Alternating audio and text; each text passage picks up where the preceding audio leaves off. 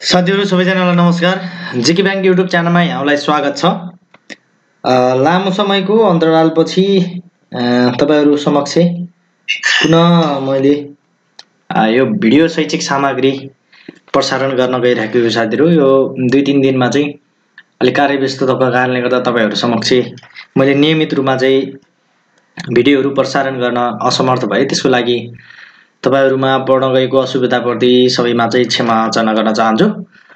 भन्दै आजको विषयवस्तुमा चाहिँ म अगाडि बढ्न चाहे साथीहरु। हामीले नेपालको इतिहासको विषयमा अध्ययन गरिराखेका थियौं। यसमा चाहिँ हामीले खास गरेर मध्यकालीन इतिहासको बारेमा विशेष चर्चा गरिराखेका छौं। यसमा चाहिँ अब मध्यकालीनमा चाहिँ मल्ल वंशको त्यसैगरी मल्ल वंशपछि शाहहरुको उदयको कुराहरु र नेपाली एकीकरणको प्रारम्भ र पृथ्वीनारायण शाहले नेपाली एकीकरण कान्तिपुर नेपालको एकीकरणको क्रममा कान्तिपुरलाई आफ्नो राज्यमा गाविसकेपछि प्रारम्भ भएको नेपालको आधुनिक इतिहासको विषयमा चाहिँ हामीले छलफल गर्ने छौं साथीहरु। अब मैले चाहिँ मध्यकालीन इतिहासको बाँकी पार्ट चाहिँ आज मैले लगभग अन्त्य गर्ने छु भने हामीहरुले चाहिँ आधुनिक इतिहासमा चाहिँ के गर्ने छौं प्रवेश गर्ने छौं साथीहरु। त्यो भन्दै आजको क्लासलाई मैले निरन्तर अगाडि बढाउन चाहे। हामीले खास गरेर यो भन्दा अगाडिको पार्ट 5 को नेपालको इतिहासको भाग 5 को भिडियोमा चाहिँ मध्यकालीन इतिहासको केही राजा शाहवंशीय राजाहरुको विषयमा पनि केही थोरै मध्यकालीन इतिहासका केही राजाहरुको उदयका कुराहरु शाहवंशीय उदय राजाहरुको उदयको कुराहरु गरिसकेका छौं भने अब महत्त्वपूर्ण मध्यकालीन इतिहासका केही शाहवंशीय राजाहरुको बारेमा चाहिँ आज हामीले छलफल गर्ने छौं भन्दै मैले आजको चाहिँ विषयलाई चाहिँ अगाडि बढाए। लमजुङको प्रथम राजा यशोवर्मन शाहको विषयमा बाट चाहिँ हाम्रो आजको क्लास सुरु हुन्छ। जुन चाहिँ लमजुङ कुलमण्डन खाका कान्छा छोरा यशोवर्मन शाहले विक्रम सम्वत 1550 असार 15 गते राज्याभिषेक गरी लमजुङ राज्यको प्रथम राजा बनेका थिए। हैन, लमजुङका घले राजाको निधन भएपछि जनताहरूले आफ्नो राज्यमा राजकुमार चाहिएको भनी कुलमण्डन खानसँग बिन्ती चढाएकोले उनका कान्छा छोरा यशोवर्मन शाहलाई लमजुङको राजा बनाउन भनी पठाएका थिए साथीहरु। खास गरेर कास्कीका राजा कुलमण्डन खानलाई लमजुङका घले राजाको निधन पश्चात लमजुङका जनताले राजा को आह्वान गरिसकेपछि कुलमण्डन खानले चाहिँ आफ्ना कान्छा छोरा यशोवर्मन शाहलाई त्यहाँको राजा बन्न पठाए भने त्यहाँका जनताले विक्रम सम्वत 1550 असार 15 गते यशोवर्मन शाहको राज्याभिषेक गरिसकेपछि लमजुङ राज्यमा शाहवंशको उदय भएको छ है साथीहरु। त्यसैगरी यशोवर्मनका दुई छोराहरु मध्ये उनको शासन यशोवर्मनको शासनपछि उनका जेठा छोरा नरहरि शाह चाहिँ त्यहीका राजा भए भने यशोवर्मनका कान्छा छोरा द्रव्य शाह चाहिँ के भयो त भन्दा आफ्नो बुद्धि र पराक्रमबाट 1616 भाद्र 25 गते गोरखा राज्यको स्थापना गरी गोरखाका प्रथम शाहवंशीय राजा बनेका थिए। अब यहाँ हेर्दाखेरि लिगलिगकोटको त्यो दौड प्रतियोगितामा प्रथम भएपछि उनी चाहिँ त्यहाँका राजा भएका थिए अथवा तिनी चाहिँ राजा नियुक्ति भएका थिए द्रव्य शाह भनेर चाहिँ कतै हामीले पाउँछौं भने कतै के छ त भन्दा त्यहाँ चाहिँ खड्का वंशले चाहिँ राज्य गर्दथ्यो। खड्का वंशका अन्तिम राजा मानसिंह खड्कालाई द्रव्य शाहले आफ्नो पराक्रम र बुद्धिबाट चाहिँ पराजित गरी त्यहाँ चाहिँ आफ्नो प्रभुत्व जमाउन सफल भएको भन्ने कुराहरु पनि हामीले त्यसरी अध्ययन गरेका छौं। खासमा परीक्षाको दृष्टिकोणले गोरखा राज्यमा शाहहरुले शासन गर्नु पूर्व कुन वंशले चाहिँ शासन गर्दथे भन्ने कुरा मात्रै महत्त्वपूर्ण हुन सक्ला। अरु कुराहरु कसरी जितेका थिए कसरी चाहिँ आए राज्य सत्तामा चाहिँ आए भन्ने कुरा त्यति धेरै महत्त्वपूर्ण होइन। त्यसै गोरखाका प्रथम राजा द्रव्य शाहको विषयमा हेरौं। लमजुङका राजा यशोवर्मन शाहका कान्छा छोरा द्रव्य शाहले आफ्नै पराक्रमबाट गोरखा राज्यका खड्का वंशका राजा मानसिंह खड्कामाथि विजय हासिल गरी विक्रम सम्वत 1616 भाद्र 25 गते गोरखाको राज्यको स्थापना गरी आफ्नो शासन सत्ता चलाउन सुरु गरेका थिए भन्ने कुरा भयो। त्यसैगरी द्रव्य शाहपछि अलिकति महत्त्वपूर्ण द्रव्य शाहपछि पुरन्दर शाह हो, तर खासमा राम शाह हामीले अलि महत्त्वपूर्ण भएकाले चाहिँ त्यो अध्ययन गर्छौं। खासै पुरन्दर शाहको विषयमा त्यति धेरै महत्त्वपूर्ण विषय छैन। पुरन्दर शाह चाहिँ राम शाहका दाइ हुन्।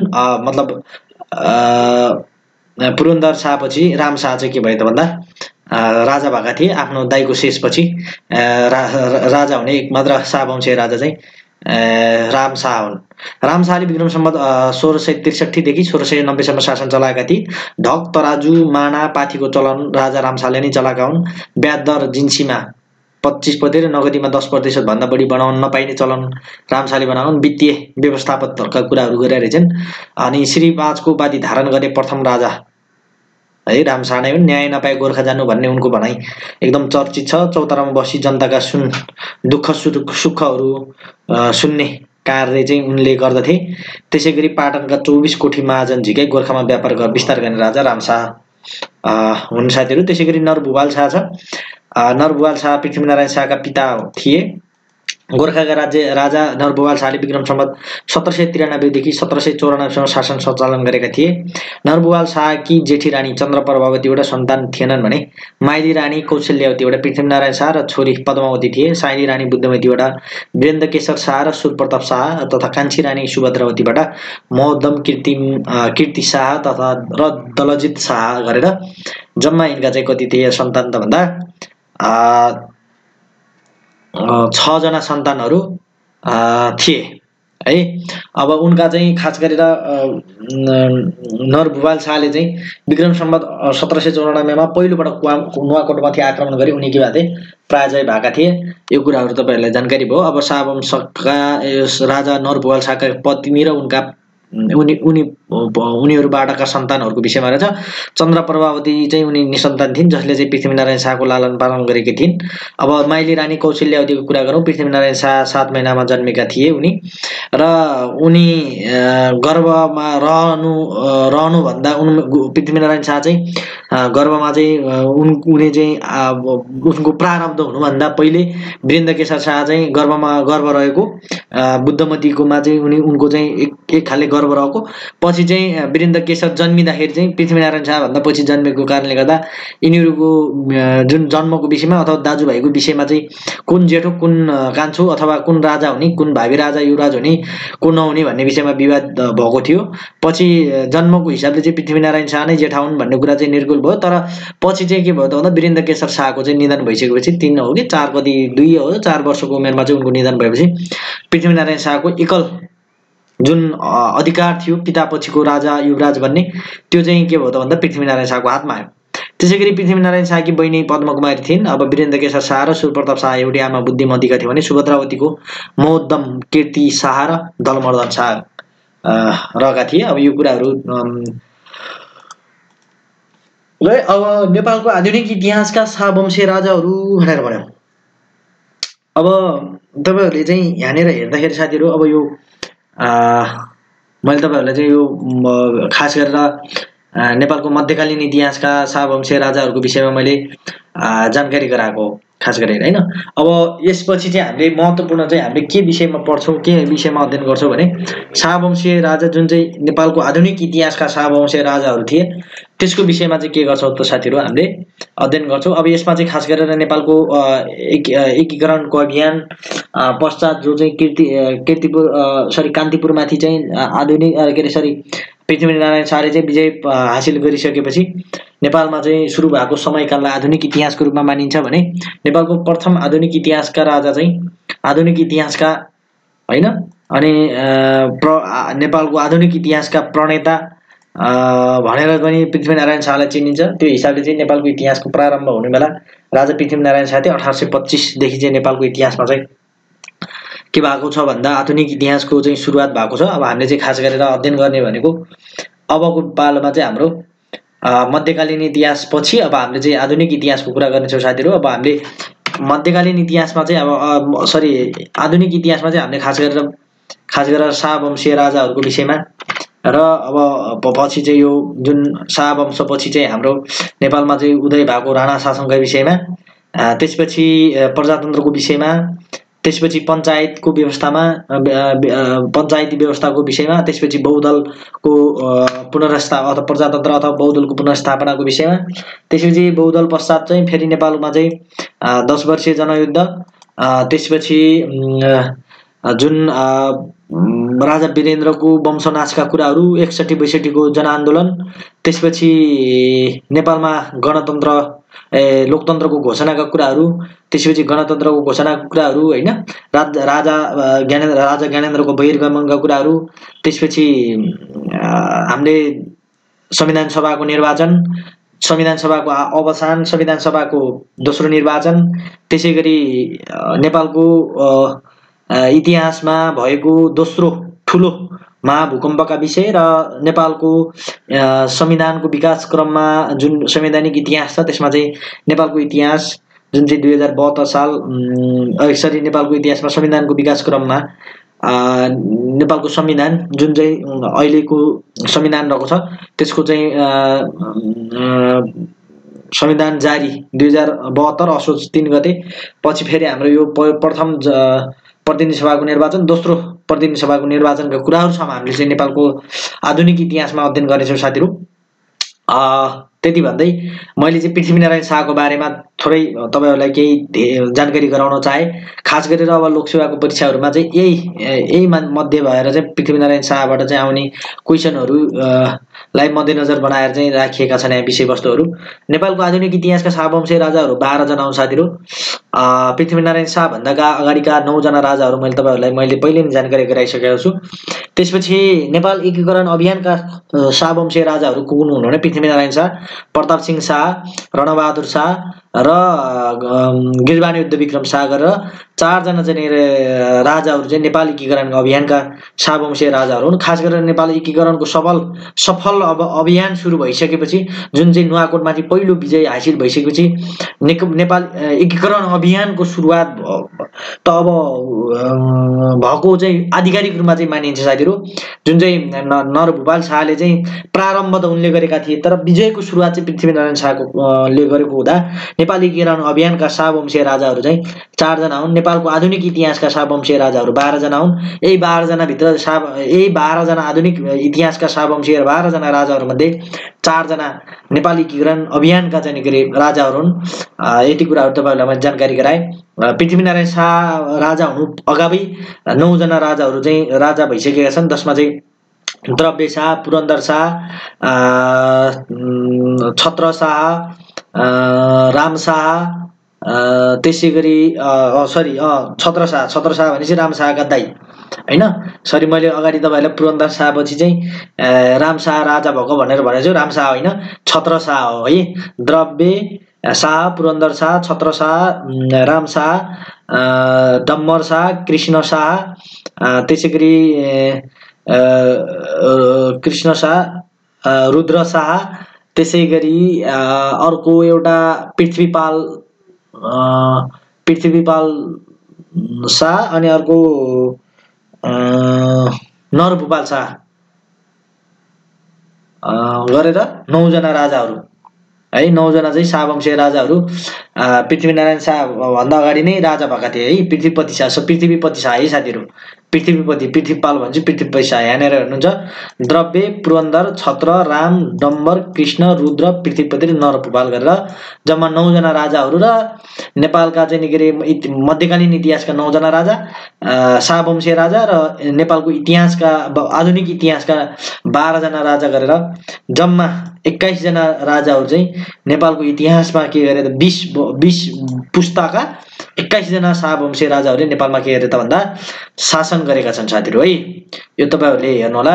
पृथ्वीनारायण शाह राजा हुनुभन्दा अगाडि 9 जनाले चाहिँ के गरेछन् नेपालमा 9 जना शाहहरुले चाहिँ शासन गरिसकेका छन्। अब हामीले पृथ्वीनारायण शाहको बारेमा अध्ययन गरौँ। पृथ्वीनारायण शाहको जन्म विक्रम सम्वत 1779 साल पुस 27 गते सन् 1723 जनवरी 11 मा भएको थियो भने पृथ्वीनारायण शाहका बाबु नरभूपाल शाह र माता कौशल्यावती है जुन चाहिँ कौशल्यावती चाहिँ पाल्पाका राजा गन्धर्व सेनकी छोरी थिइन् उनी चाहिँ है। कौशल्यावती उनका चाहिँ को हुन् त ज्येष्ठ पुत्र हुन्। पृथ्वीनारायण शाहको लालन पालन उनकी जेठी आमा चन्द्र प्रभावतीबाट चाहिँ जुन चाहिँ खाँची अर्घा र खाँची भन्ने छ नि 24 राज्य मध्ये 24 राज्यकी जुन खाँची राज्यमा चाहिँ राज्यकी राजकुमारीबाट भएको थियो भने पृथ्वीनारायण शाहका गुरु चाहिँ गौरेश्वर पन्त थिए। नेपालमा छात्रवृत्तिको सुरुवात गर्ने व्यक्ति पृथ्वीनारायण शाह नै हुन्। राष्ट्र निर्माता एकीकरणका पिता बडा महाराज धिराज पृथ्वीनारायण शाहको वंश चाहिँ चन्द्र वंश, गोत्र भारद्वाज, र कुल देवता चाहिँ आलमा देवी हुन्। पछि चाहिँ पृथ्वीनारायण शाहले चाहिँ गोत्र हत्या जुन चाहिँ नेपाल एकीकरणको अभियानमा चाहिँ लमजुङ, त्यसपछि नुवाकोट होइन, कास्की, अब भनौँ न खास गरेर नेपालको 24 राज्यहरूमा चाहिँ 24 त्यसपछि 22 राज्यहरूमा चाहिँ आफ्ना गोत्रहरू अथवा आफ्नो भाइ भारदारहरूले चाहिँ छुट्टिएर त्यसरी चाहिँ राजकाज सञ्चालन गरिराखेको कारणले गर्दा नेपाल एकीकरणको अभियानको क्रममा आफ्ना भाइ भारदारहरू अथवा आफ्ना कुल खानदानका चाहिँ के अरे शाह वंशका चाहिँ के अरे जुन चन्द्रवंशी जुन चाहिँ गोत्र भारद्वाज गोत्र भएका थिए उनीहरूको चाहिँ हत्या गर्नुपर्ने बाध्यता हुन्छ। जुन युद्धमा चाहिँ मर्नु र मार्नु चाहिँ एउटा सामान्य किसिमको चाहिँ एउटा प्रक्रिया हुन्छ। त्यसमा चाहिँ के त भन्दा साथीहरू गोत्र हत्याको चाहिँ पाप लाग्छ भनेर उनले चाहिँ भारद्वाज गोत्र त्याग गरेर के त भन्दा उनले भारद्वाज गोत्र त्याग गरेर कश्यप गोत्र चाहिँ के गरेका थिए, धारण गरेका थिए। यो कुराहरू पनि हामीले जान्नुपर्छ साथीहरू। पृथ्वीनारायण शाहको पहिलो विवाह चाहिँ मकवानपुरका राजा हेमकर्णकी छोरी इन्द्रकुमारीसँग विक्रम सम्वत 1794 मा भएको थियो। उनको चाहिँ पछि पहिले चाहिँ यिनको पृथ्वीनारायण शाहले चाहिँ जुन काठमाडौँ नेपाल एक किसिमले नेपाल उपत्यकालाई चाहिँ भ्रमणको क्रममा चाहिँ जुन त्यहाँको चाहिँ राज्यलाई चाहिँ आक्रमण गर्ने अथवा आफ्नो हातमा लिन जुन लालायत भएपछि चाहिँ उनले चाहिँ एक किसिमले चाहिँ सैन्य शक्ति, हात हतियार होइन, जिन्सीका कुराहरू, पैसाका कुराहरू आदि कुराहरू यिनसँग चाहिँ नभएको, त्यो कारणले गर्दा चाहिँ उनी अलिकति गोर्खा राज्य जुन एकीकरण अभियानको प्रारम्भमा चाहिँ कस्तो थियो भने एक हिसाबले आर्थिक रूपमा चाहिँ अलिकति गरिब होइन, आर्थिक रूपमा चाहिँ अलिकति पिछडिएको चाहिँ राज्य मानिन्थ्यो त्यति बेला। त्यसपछि पृथ्वीनारायण शाहले चाहिँ के बनाए त भन्दा अलिकति सम्पन्नशाली राज्य चाहिँ जुन चाहिँ अलिकति शक्तिशाली छ, जुनसँग चाहिँ पैसाका कुराहरू होइन, जोसँग चाहिँ जिन्सी छ, जोसँग चाहिँ सैन्य शक्ति चाहिँ अलिकति बढी छ, त्यस्तो चाहिँ प्राप्त गर्न सकिन्छ। जुन चाहिँ 24 राज्य निर्माण हुँदाखेरि टुक्रिएर गएको राज्य चाहिँ मकवानपुर थियो, त्यो चाहिँ अलिकति धनी र सम्पन्नशाली अनि अलिकति सैन्य शक्तिको हिसाबले पनि अलिकति बलियो मानिन्थ्यो त्यति बेला। त्योसँग चाहिँ उनले के गरे, विवाह चाहिँ के अरे गर्ने प्रस्ताव राखे। त्यहाँसँग चाहिँ विवाह सम्बन्ध कायम गरेपछि दाइजोको रूपमा चाहिँ त्यहाँबाट हात्तीहरू होइन, हात हतियारहरू, त्यसपछि अन्य आफूलाई युद्धको लागि अथवा चाहिँ के अरे अन्य राज्यहरूलाई चाहिँ आक्रमण गर्ने तयारी गर्नको लागि चाहिँ चाहिने सम्पूर्ण चिज चाहिँ दाइजोको रूपमा चाहिँ माग्ने भन्ने चाहिँ उनले चाहिँ जुन योजना बनाएका थिए। त्यसरी नै उनले चाहिँ के गरे त भन्दा हेमकर्णकी छोरी इन्द्रकुमारीसँग जुन चाहिँ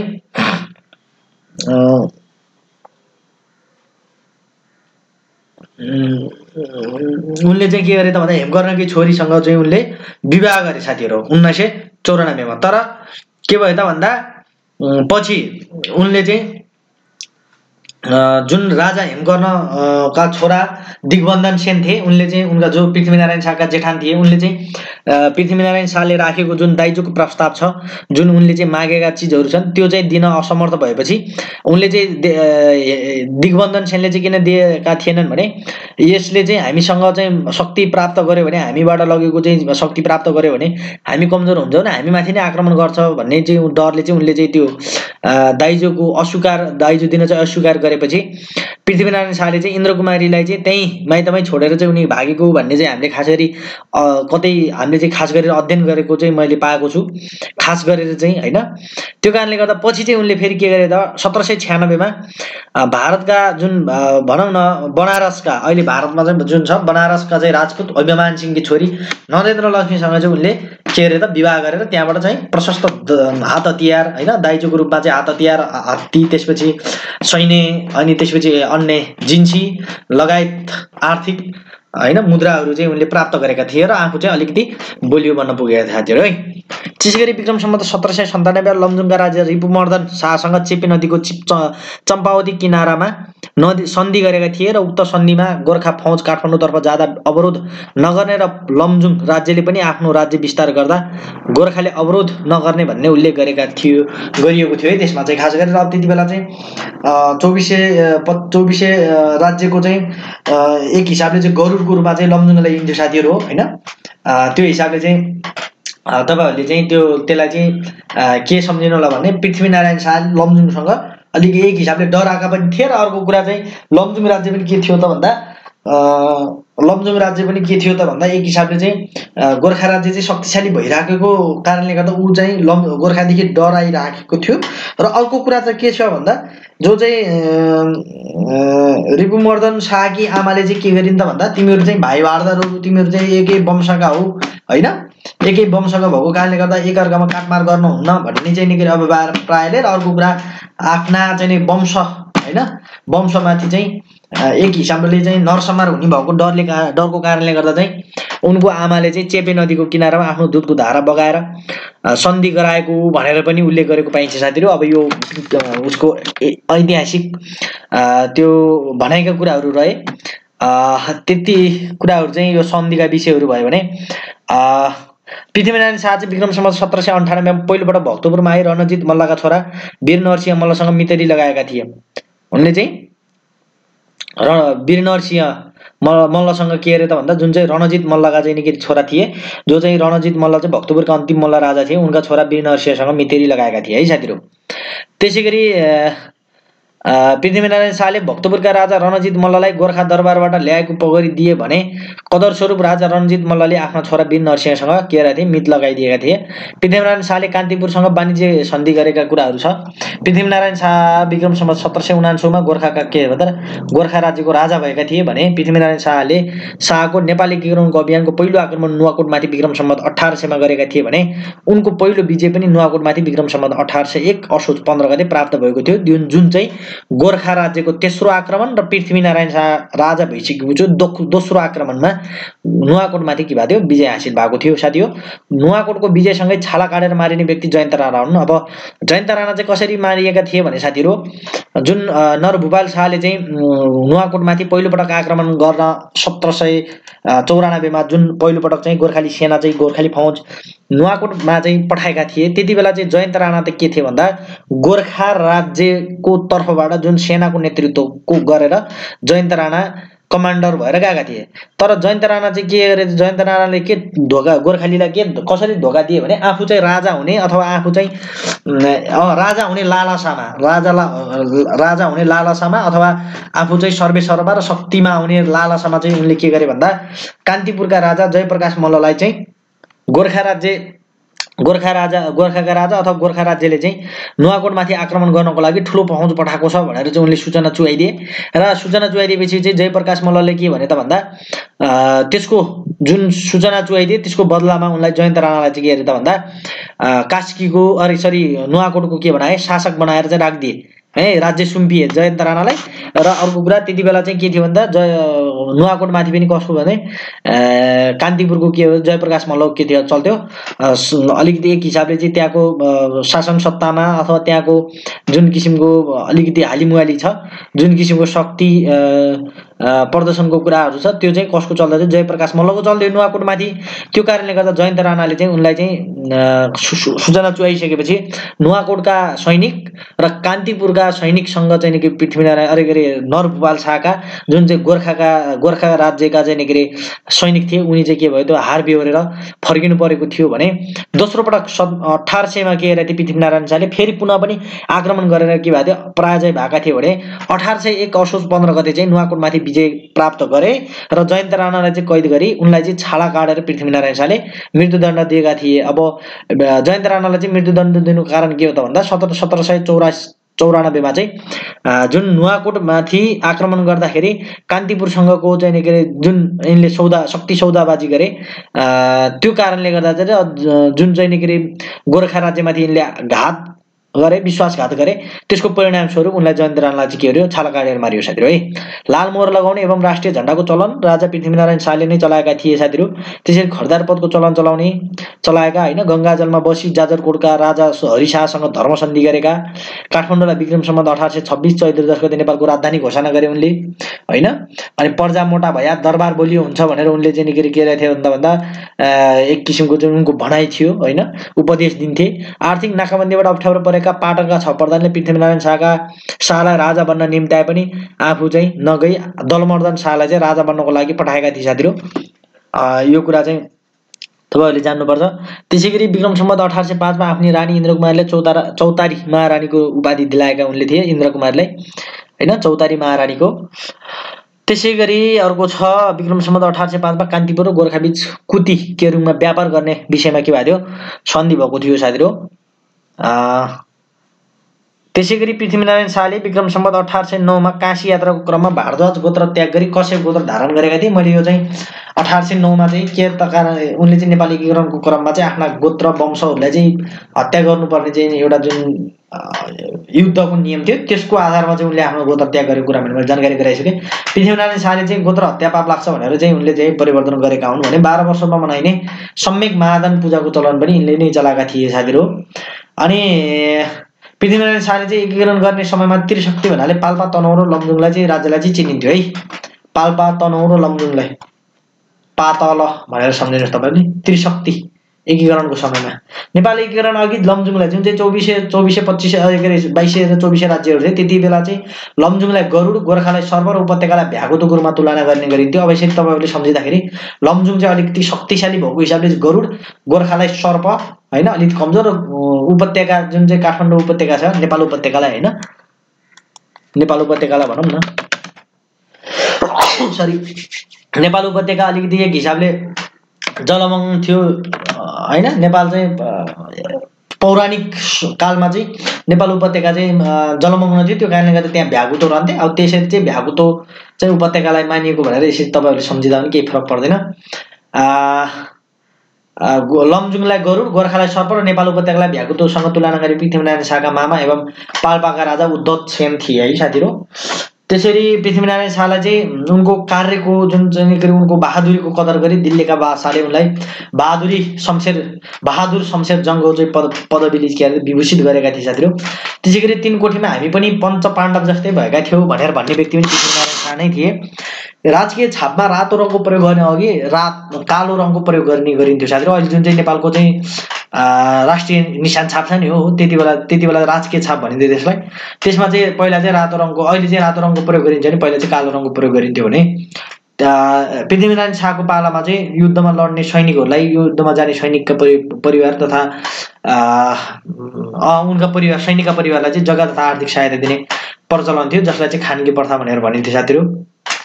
विक्रम सम्वत 1823 मा सल्यानका राजा कृष्ण शाहका छोरा रणभीम शाहसँग पृथ्वीनारायण शाहकी छोरी विलासकुमारीको विवाह गराई पृथ्वीनारायण शाहले छिल्ली दाङ र देउखुरी प्रदेश छोरीलाई दाइजोको रूपमा प्रदान गरेका थिए साथीहरु। नेपाली सेनाका प्रणेता पृथ्वीनारायण शाह नै हुन्। उनले चाहिँ नेपाली सेनाको के त भन्दा पुनर्संरचना गरेर नयाँ चाहिँ निकै खालको ढाँचा प्रदान गरेका थिए भने नेपालको परराष्ट्र नीतिका प्रवर्तक पृथ्वीनारायण शाहलाई नै मानिन्छ भने नेपालको अन्तर्राष्ट्रिय सम्बन्ध कायम गर्न स्थापित पहिलो अड्डा जयसीकोठा जुन चाहिँ विक्रम सम्वत 1826 मा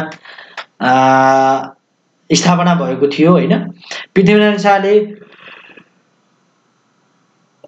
तिब्बतसम्मको व्यापारिक सम्बन्धलाई सुधार्न जयसीकोठाको स्थापना गरेका थिए। पछि चाहिँ जुन चाहिँ रणबहादुर शाहको पालामा चाहिँ मुन्सी खाना जसले चाहिँ वैदेशिक मामिला हैन वैदेशिक मामिला हेर्ने गर्दथ्यो पछि चाहिँ मुन्सी खाना भनेर चाहिँ त्यसलाई छुट्टै नाम चाहिँ दिएको थियो साथीहरु। पृथ्वीनारायण शाहले चाहिँ उल्लेख गरेका दिव्य उपदेश छ यो चाहिँ उनले चाहिँ नुवाकोटको दरबार सेरा दरबारबाट चाहिँ दिएको दिव्य उपदेश भनेर उल्लेख गरेको पाइन्छ साथीहरु। उनले भनेका दिव्य उपदेश चाहिँ ठकुरी जाति डिट्ठा दिनु मगर जाति विचार राख्नु भनेर भनेछन्। नेपाल 4 वर्ण 36 जातको साझा फुलबारी हो। यो 4 जात 36 वर्ण होइन है साथीहरु। तपाईहरुलाई मैले नेपालको प्राचीन इतिहासमा पनि भनिसकेको छु मल्लकालका विषयहरुमा त्यति बेला सुपुष्पका कुराहरु हैन। अनि वसन्तदेवले चाहिँ नेपालमा चाहिँ वर्णाश्रम व्यवस्थाको सुरुवात गरेका हैन। जयस्थिति मल्लले चाहिँ 4 वर्ण 36 जातमा चाहिँ विभाजन गरेका कुराहरु त्यो तपाईहरुलाई मैले जानकारी गराइसकेको छु। नेपाल 4 जात 36 वर्णको साझा फुलबारी होइन 4 वर्ण 36 जातको साझा फुलबारी हो। राजाले न्याय दिलाई मुलुकमा अन्याय हुन नदिनु राम्रो जग्गामा घर भए अन्यत्र सारी कुलो काटी समेत खेत बनाई आबाद गर्नु भनेर भने चाहिँ उनले चाहिँ उनको जुन चाहिँ वित्तीय रणनीति थियो साथीहरु जुन चाहिँ कृषि क्रान्तिका कुराहरु भनौं हैन जुन चाहिँ जस्तै काठमाडौँ उपत्यकाहरु छ हैन नेपालको अहिले ठूला शहरहरु छन् त्यहाँ चाहिँ के छ भन्दा अन्नको एक हिसाबले उत्पादन क्षमता चाहिँ एकदमै धेरै भएको कारणले गर्दा त्यस्ता क्षेत्र अन्न फल्ने ठाउँमा चाहिँ के त भन्दा घर जग्गाहरू भए अन्यत्र सारी त्यहाँ चाहिँ कुलो काटेर खेत बनाई आबाद गर्नु भनेर भनेको छ। आबाद भनेको अन्न खेतीपाती गर्नु भनेर भनेको।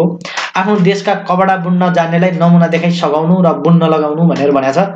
अब यो विदेशी वस्तुहरू, विदेशी विनिमय वस्तुहरूको चाहिँ के त आयात र निर्यातका कुराहरू छन् यसमा। अब विदेशी चीज वस्तुहरू, विदेशी उत्पादनहरू खास गरी प्रयोग नगर्ने, नेपालको चाहिँ उत्पादनलाई चाहिँ स्वदेशी उत्पादनलाई चाहिँ के अरे प्रोत्साहन गर्ने हैन, प्रवर्धन गर्ने उनको चाहिँ के थियो रणनीति थियो साथीहरु। 100 नाल भएको कम्पनी खडा गर्नु, जसमा चाहिँ 100 नाल भनेको एक किसिमले चाहिँ फौजको एउटा टुकडी अथवा एउटा संरचना हो। यसमा चाहिँ 100 नाल भएको एउटा कम्पनी खडा गर्ने। 100 नाल भन्नाले 100 वटा बन्दुक सहितको एकजना सिपाही हैन, 100 जना भएको भनेर तपाईहरुले बुझ्नुस् न हैन। 100 नाल भनेको त्यो हो के 100 वटा नाल भएको एउटा बन्दुक होइन कि 100 नाल भनेको एउटा एक नाल सहितको बन्दुक, अथवा तपाईहरुले बुझ्नुहुन्छ कि एक हतियार एक सिपाही हैन, अथवा चाहिँ के 100 वटा हतियार भएको मात्र एउटा चाहिँ कम्पनी खडा गर्नु, त्यो भन्दा कम गोजन गर्नु भनेको। सुबेदार भर्ना गर्दा 5 लडाईमा जस पाइसकेको सुबेदार भनेको अब सैनिक र यो सुरक्षा निकायतिर अथवा प्रहरी सेवा अथवा सशस्त्र प्रहरीतर्फ यो सुबेदार भनेको एकदमै धेरै महत्त्वपूर्ण दर्जा हो साथीहरु है। एक हिसाबले हेर्नुहुन्छ भने तपाईहरुले सुबेदार भनेको खास गरेर जुनियर अफिसर र सिनियर अफिसरको बीचको एउटा पुल हो। सुबेदारले चाहिँ मातहत दर्जाका कर्मचारीहरूको मोनिटरेसन हैन, अनि त्यसपछि माथिको चाहिँ के हाकिमका चाहिँ के नीति निर्देशनहरू मातहतको दर्जालाई चाहिँ एउटा खालले परिचालित गर्ने र त्यो पछि चाहिँ तलको चाहिँ गुनासाहरू माथि पुर्याउने एक खालले चाहिँ पुलको हैन एउटा चाहिँ ब्रिजको रूपमा काम गर्ने भएकोले चाहिँ सुबेदार भनेको एकदमै धेरै महत्त्वपूर्ण थियो। सही भनेको अहिले चाहिँ सही साप भन्छ नि हो त्यस्तै खालको है सुबेदार भनेको। 5 लडाईमा चाहिँ जस पाइसक्यो भने चाहिँ 5 वटा लडाई खाइसकेकोलाई चाहिँ पाइसकेकोलाई सही जाजिब आफै चाहिँ के भर्ना गर्नु। 7 पगरी भर्ना गर्दा 2-4 चोट पाएका सैनिकलाई भर्ना गर्ने भनेको छ। राजाको सार भनेका सिपाही र रैतीहरू हुन्। राजा चतुर भएर सिपाहीलाई हात पारी राख्नु हुलमुन हुन पाउँदैन। यिनलाई चाहिँ नुनको पछाडि लगाउनु, नुनको सोझो गर्न लगाउनु भनेर भनेको छ। त्यसले सिपाहीहरूलाई घर खेत मिलाई दिनु, खस मगर गुरुङलाई सेनामा भर्ती गर्नु। त्यति बेलादेखि नै उनले भनेर चाहिँ पृथ्वीनारायण शाहले नुवाकोटको शेरा दरबारबाट के अरे दिव्य उपस्थिति दिएका थिए साथीहरु। पृथ्वीनारायण शाहको पालादेखि नै भायोलेन्ट डेथ हुने भए पनि म यसबाट बच्ने आशा राख्दछु भन्ने व्यक्ति माधववीर सिंह थापा हुन्। तर उनी नै पछि के त भन्दा प्रधानमन्त्री त्यो कालमै उनको पनि के भएको छ, हत्या भएको छ। त्यो कारणले गर्दा चाहिँ के छ भने नेपालको दरबारको इतिहासमा चाहिँ के छ भन्दा एकले अर्कालाई सिद्ध्याएर अथवा एकले अर्काको हत्या गरेर के त भन्दा आफू चाहिँ राज्य सत्तामा चाहिँ उदय हुने एउटा जुन चाहिँ परिपाटी जुन चाहिँ के अरे एक खालको चाहिँ के अरे कुचक्र हुन्थ्यो दरबारमा, त्यो चाहिँ नहोस्, भायोलेन्ट डेथ भए पनि म यसबाट बच्न आशा राख्दछु भनेका चाहिँ त्यसपछि चाहिँ उनी आफै के भयो त उनको पनि आफै हत्या भएको थियो। कसको? माधववीर सिंह थापाको। दिग्बन्धन सेनको सहयोगका लागि मीर कासिमले गुरुकिन खाँको नेतृत्वमा पृथ्वीनारायण शाहको विरुद्ध लड्न सेना पठाएका थिए। यो भनेर पृथ्वीनारायण शाहको आक्रमणमा हार भएपछि मकवानपुरका राजा दिग्बन्धन सेन भागेर गए थे। बंगालका नवाब मीर कासिमसँग के अरे उनले चाहिँ सहयोग मागेका थिए साथीहरु। आक्रमण पश्चात पृथ्वीनारायण शाहको निधन चाहिँ 1831 माघे गते नुवाकोटको देवीघाटको मोहन तीर्थ भन्ने छ त्यो स्थानमा भएको थियो साथीहरु। विक्रम सम्वत 1820 मा पृथ्वीनारायण शाहले जितेका 7 गाउँहरू पनौती, धुलीखेल, बनेपा, सागा, नाला, फर्पिङ र चौकोट जुन चाहिँ के त भन्दा 7 गाउँहरू काभ्रेमा भएका है। यो पनौती, धुलीखेल, बनेपा, सागा त सिन्धुपाल्चोक र काभ्रेको सिमानामा पर्छ के। नाला भनेको चाहिँ फर्पिङ भन्ने पनि सिन्धुपाल्चोकमा पर्छ के। फर्पिङ भनेको हैन, चौकोट कता पर्छ यिनीहरु? खास गरेर सिन्धुपाल्चोक र के अरे काभ्रेका हैन, खास गरी हुन् जस्तो लाग्छ मलाई। त्यही पनि तपाईहरुलाई थाहा होला। पृथ्वीनारायण शाहकालीन विभिन्न प्रशासनिक पदहरूको विषयमा हेरौँ साथीहरु। मन्त्री भनेको राजालाई सल्लाह दिने व्यक्ति थियो। चौतारिया भनेको राजकीय भारदार, जग्गी सेवामा क्षेत्रीय एवं केन्द्रीय प्रमुख, काजी भनेको विभिन्न क्षेत्रमा क्षेत्रीय एवं विभागीय प्रमुख, वकिल भनेको विदेशमा राजाको प्रतिनिधि रूपमा काम गर्ने राजदूतको रूपमा हैन, राजदूत भनौँ न त्यति बेलाको। कपरदार भनेको राजाको भण्डारे, सरदार भनेको स्थानीय कार्यालयको प्रमुख, खजान्ची भनेको सरकारी खजानाको प्रमुख पुरोहित, अनि किप्टन भनेर भनेको चाहिँ स्थानीय निकायको तालुकदार भनेर भन्दो रहेछ साथीहरु। त्यसैगरी मीर मुन्सी भनेर भनेको चाहिँ विदेशी मुलुकसँग पत्राचार गर्ने र सम्बन्ध राख्ने व्यक्तिलाई भन्दो रहेछ। त्यसैगरी चौतदार भन्नाले चौकीदार, दरबान, कुल्लीलाई भनेर भनिन्छ भने सुब्बा भन्नाले जिल्ला प्रमुखलाई भनिन्छ। त्यसैगरी द्वारे भन्नाले पाले, पहरेदार आदिलाई भनेर भनिन्छ साथीहरु है। त्यसैगरी पृथ्वीनारायण शाहकालीन प्रशासनिक अड्डाहरूका विषयमा कुरा गरौँ। मुन्सी खाना भन्नाले परराष्ट्र सम्बन्धी काम हेर्ने अड्डा। पृथ्वीनारायण शाहलाई परराष्ट्र नीतिका पनि के त भनिन्छ, निर्माता भनेर भनिन्छ। सदर दफ्तरखाना भनेको भूमि तथा भूराजस्व सम्बन्धी काम गर्ने अड्डा। त्यसैगरी कुमारी चोक भनेको आम्दानी र खर्चको हिसाब किताब राख्ने निकाय, जुन चाहिँ 1828 वैशाख 26 गते स्थापित भएको थियो भने भण्डारखाल चाहिँ तहबिल भनेर सरकारी बैंकको रूपमा काम गर्ने अड्डा थियो भने कौशितोष खाना यो परीक्षामा एकपटक सोधेको छ। राष्ट्रको आम्दानी र खर्चको व्यवस्था गर्ने अड्डा जुन चाहिँ अर्थ मन्त्रालयको टाइपको होइन। अनि हिटी चोक अड्डा भनेको दरबारको फुटकर र आकस्मिक खर्चको व्यवस्था गर्ने अड्डा। हिटी चोक अड्डा भनेको अहिलेको गृह मन्त्रालय जस्तै भनौँ न। छेडभेल अड्डा भनेको सार्वजनिक निर्माण एवं मर्मत सम्भार सम्बन्धी काम गर्ने अड्डा, छेडभेल। त्यसैगरी नेपालमा प्रशासनिक व्यवस्थाको व्यवस्थित सुरुवात चाहिँ 1825 पछि भएको थियो। अब एक हिसाबले चाहिँ प्रशासनिक संरचनालाई चाहिँ विभिन्न चाहिँ के अरे भागमा विभाजन गर्ने होइन। त्यसपछि चाहिँ विभिन्न कार्यालय प्रमुखहरूको स्थापना गर्ने होइन। त्यसरी चाहिँ व्यवस्थित सुरुवात चाहिँ पछि उनले चाहिँ एउटा संरचनाको हिसाबले चाहिँ राखेका। मरौट नीति भन्नाले युद्धमा खटिएका व्यक्तिको मृत्यु भएमा उनीहरूको परिवारलाई र नाबालक सन्तानलाई राज्यको तर्फबाट भत्ता र छात्रवृत्ति दिने सुविधालाई चाहिँ मरौट नीति भनिन्छ। अर्को छ शिर्तो राज्य भनेर भन्छ। नेपाली एकीकरण अभियानको समयमा युद्ध नगरी स्वेच्छाले आत्मसमर्पण गर्ने केही राज्यलाई अर्ध स्वतन्त्र अधीनमा रहेको है, अर्ध स्वतन्त्र भनेको अधीनमा रहेको तर अर्ध स्वतन्त्र भनेपछि आफ्नो अधीनमा रहेको दर्जा दिई राखिएको थियो। त्यस्ता राज्यलाई पृथ्वीनारायण शाहको समयमा शिर्तो राज्य भनिन्थ्यो भने जाडर गोर्खा राजा हरिसिंहले चाहिँ पृथ्वीनारायण शाहसँग आत्मसमर्पण गरी पहिलो शिर्तो राज्य पाएका थिए भने उक्त राज्यले अधीनमा रहे बापत बुझाउनु पर्ने करलाई शिर्तो कर भनिन्थ्यो। बझाङ र खुम्रीकोट पनि शिर्तो राज्य भनेर भने राज्यहरू रहेका थिए। बझाङ र खुम्रीकोट भनेको यो रोल्पाको खुम्रीकोट होइन। यो राज्यहरू पनि के थिए भन्दा शिर्तो राज्य अन्तर्गत पर्दथे। अब पजनी भन्छ कर्मचारीको मनोनयन, सरुवा, बढुवा, बर्खास्ती आदि गर्ने कार्य गर्ने सामान्यतया 1 वर्षमा गरिन्थ्यो भने चाहिँ जस्तै अहिले लोकसेवाको जस्तै काम जस्तै कर्मचारीको मनोनयन होइन, सरुवा बढुवाका कुराहरू बर्खास्ती आदि चाहिँ लोकसेवाले गर्छ। त्यस्तै खानगी प्रथा भन्छ युद्धमा सहभागी योद्धालाई जग्गा जमिन साथै आर्थिक दृष्टिकोणले सहयोग गर्ने नीति। मरौट नीति, खानगी प्रथा, पजनी, सम्यक महादान पूजाको सुरुवात पृथ्वीनारायण शाहले गरेका हुन्। यो कुराहरू तपाईँहरूले थाहा पाइहाल्नुहुन्छ साथीहरू है। त्यसैगरी नेपाल एकीकरणका केही महत्त्वपूर्ण तिथिमितिहरूको विषयमा हामीले हेरौँ साथीहरू होइन। अब हामीले पृथ्वीनारायण शाहका पिता नरभुवाल शाहले चाहिँ एकीकरण अभियानको सुरुवात गरेका छन् होइन। त्यस बेलादेखिका चाहिँ निकै केही कुराहरू हामीले हेरौँ सर। विक्रम सम्वत 1994 मा के भएको छ भन्दा गोर्खाका राजा नरभुपाल शाहले प्रथम पटक नुवाकोटमाथि आक्रमण गरेका तर गोर्खाका कमान्डर जयन्त राणाले कान्तिपुरको राजा जयप्रकाश मल्ललाई गोर्खाले आक्रमण गर्न लागेको भनी सूचना चुहाड गर्दा जयप्रकाश मल्लले नुवाकोटको रक्षार्थ आफ्ना सेना पठाएको कारणले कान्तिपुर र नुवाकोटको सेनाको अगाडि गोर्खाली सेना पराजित भएको थियो। 1994 है 1894 है साथीहरु। 1794 1800 भनेछु 1794 कहाँ 1900 200 वर्ष पछाडि आइहालेछ। 1794 मा त्यो भयो है। त्यसै 1800 मा चाहिँ के भयो भन्दा पृथ्वीनारायण शाहद्वारा दोस्रो नुवाकोटमाथि आफ्नो पहिलो पृथ्वीनारायण शाह 1799 मा राजा भए। त्यसपछि उनको पहिलो आक्रमण पृथ्वीनारायण शाह राजा भइसकेपछि उनको पहिलो आक्रमण तर समग्र राज्यको अथवा गोर्खा राज्यको चाहिँ दोस्रो आक्रमण है। गोर्खा राज्य पराजित भयो यसमा पनि हैन। आक्रमणमा विराट थापा र महेश्वर पन्त कमान्डर थिए त्यस समयमा। पहिलोमा चाहिँ जयन्त राणा थिए साथीहरु हैन। 1794 नरभुवाल शाहको पालामा भने पृथ्वीनारायण शाहको पालामा पहिलो पटक आक्रमण गर्दा अर्थात गोर्खा राज्यको दोस्रो आक्रमणमा चाहिँ विराट थापा र महेश्वर पन्त चाहिँ कमान्डर थिए। यो परीक्षामा एकपटक सोधिसकेका छ। त्यसैगरी 1801 असोज 15 गते चाहिँ के भयो त भन्दा साथीहरु दलमर्दन शाहको नेतृत्वमा गोर्खाली फौजले के गर्यो त पछि चाहिँ 1801 मा चाहिँ दलमर्दन शाहको नेतृत्वमा गएको फौजले नुवाकोटमाथि विजय हासिल गर्यो साथीहरु। र तेस्रो आक्रमणमा गोर्खा राज्यको तेस्रो आक्रमण र पृथ्वीनारायण शाहको दोस्रो आक्रमण राजा पृथ्वीनारायण शाह राजा भएपछि दोस्रो आक्रमण ले चाहिँ के गर्यो त भन्दा नुवाकोटमाथि विजय हासिल गरी पृथ्वीनारायण शाहको पहिलो चाहिँ के त भन्दा विजय भएको राज्य अथवा विजयको सुरुवात भएको राज्य चाहिँ नुवाकोट हो साथीहरु। यो एकदमै धेरै महत्त्वपूर्ण छ। त्यसैगरी 1811 को कुरा छ। अब यहाँनेर दहथोक नालदुम महादेव पोखरी भनेको छ। दोलखामाथि विजय हासिल गरेका छन्। दहथोक भनेको यो साथीहरु दहथोकमा चाहिँ पछि पृथ्वीनारायण शाह चाहिँ यो कीर्तिपुरमाथिको आक्रमणमा चाहिँ भागेर चाहिँ बाँचेको ठाउँ हो त्यो।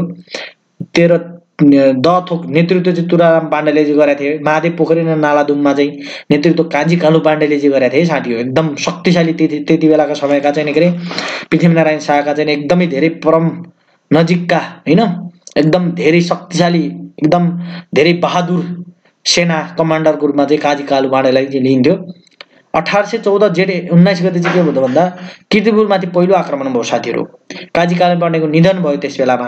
गोर्खाली फौज के भयो भन्दा कीर्तिपुरमाथिको पहिलो आक्रमणमै के भयो भन्दा कीर्तिपुरमाथि नै कीर्तिपुरसँग के भयो पराजित भयो र गोर्खाली फौजले सबैभन्दा बढी क्षति बेहोरेको युद्ध नै कोसँग गयो त भन्दा कीर्तिपुरको पहिलो आक्रमणमा है साथीहरू।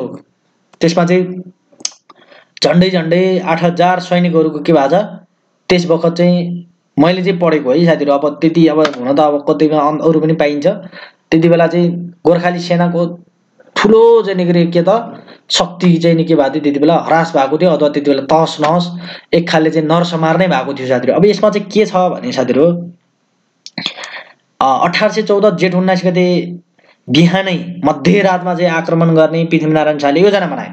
पृथ्वीनारायण शाहले साथीहरू तपाईहरुले देख्नु भएको छ होला, आक्रमण गर्दाखेरि जहिले पनि मध्यरातमा चाहिँ गर्ने गर्दथे है। बिहानको एकदम उज्यालो हुनुभन्दा पहिले नै आक्रमण गरिसक्ने उनको के थियो युद्ध रणनीति भएको थियो। उनले चाहिँ 1814 जेठ 19 गते राति नै आक्रमण गर्ने योजना बनाए र त्यही अनुसार उनले के त साइट पनि जुराए साथीहरू। साइट पनि जुराए हैन। अनि आफ्ना चाहिँ नि गरे गुरु हैन राजगुरुबाट पनि देखाए। तर चाहिँ खासमा पृथ्वीनारायण शाहलाई चाहिँ राजगुरुले पनि के भनेको थियो भन्दा यो समय उपयुक्त नभएको भनेर उनले सल्लाह दिए, तर पृथ्वीनारायण शाहले मानेन। पछि चाहिँ फेरि काजी कालु पाण्डेले पनि सम्झाए पृथ्वीनारायण शाहलाई यो समयमा हामीले आक्रमण गर्नु ठीक छैन, किनभने राजगुरुले पनि के त भन्दा हामीहरूलाई चाहिँ के अरे सावधान गराइसक्नु भएको छ, यो हामीहरूको चाहिँ के त भन्दा अहिले योग छैन, हाम्रो विजय हुने योग छैन भनेर भनिसकेपछि त चाहिँ गोर्खा राज्यको विरुद्धमा लागिस् हैन।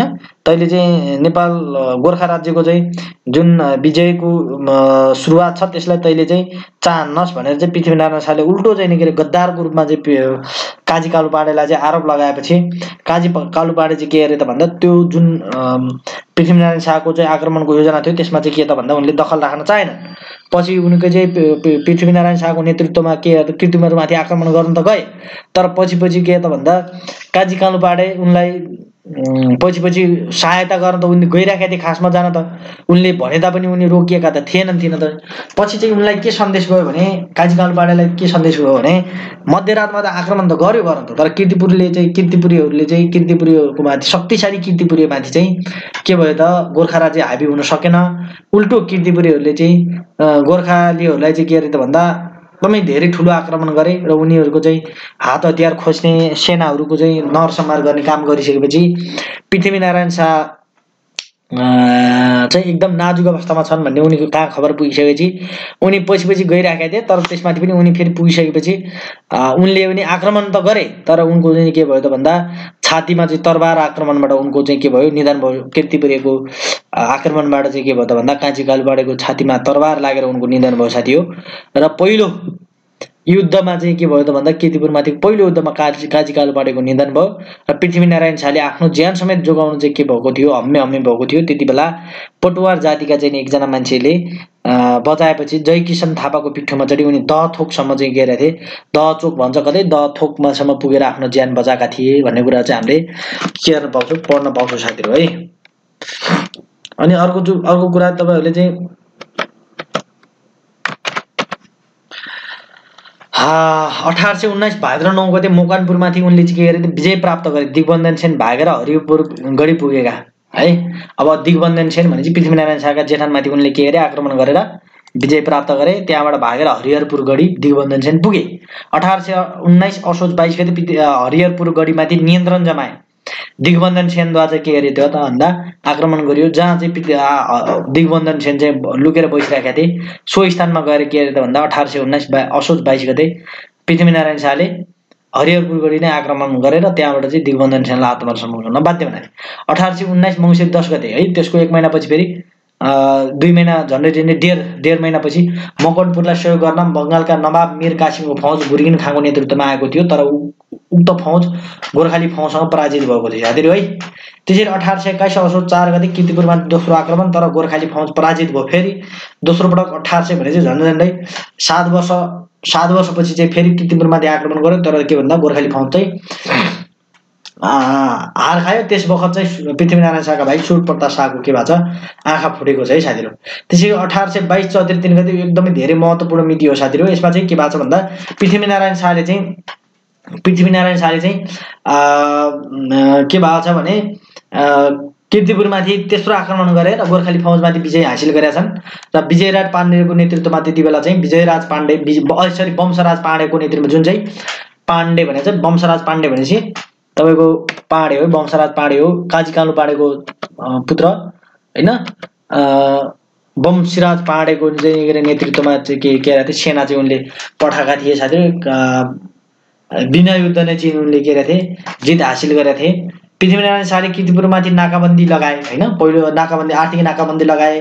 काजी धनवन्त त्यति बेलाका काजी हैन धनवन्तका छोरा बिनर सिंहलाई चाहिँ नेल समेत ठोकेर लगाएका र अन्य उपाय नअपनाई युद्ध चाहिँ बिना युद्ध चाहिँ कीर्तिपुरमाथि के गरेका थिए उनले चाहिँ आत्मसमर्पण गर्न लगाएका थिए अथवा युद्ध गरेका थिए भनेर भन्ने छ। अब कति विजय हासिल गरेका थिए भनेर, कति चाहिँ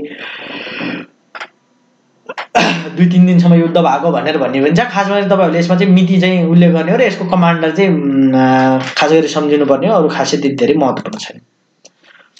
र कीर्तिपुरमाथि चाहिँ विजय हासिल गरिसकेपछि उनले चाहिँ के गरेथे भने पृथ्वीनारायण शाहले चाहिँ आफ्नो भाइ सुरप्रताप शाहको चाहिँ जुन आँखा फुटेको थियो त्यसको बदलामा चाहिँ कीर्तिपुरीहरुको नाक र कान काटेर चाहिँ कति धार्नी बनाएका थिए भन्ने चाहिँ कतै तपाईहरुले सुन्न पाउनुहुन्छ।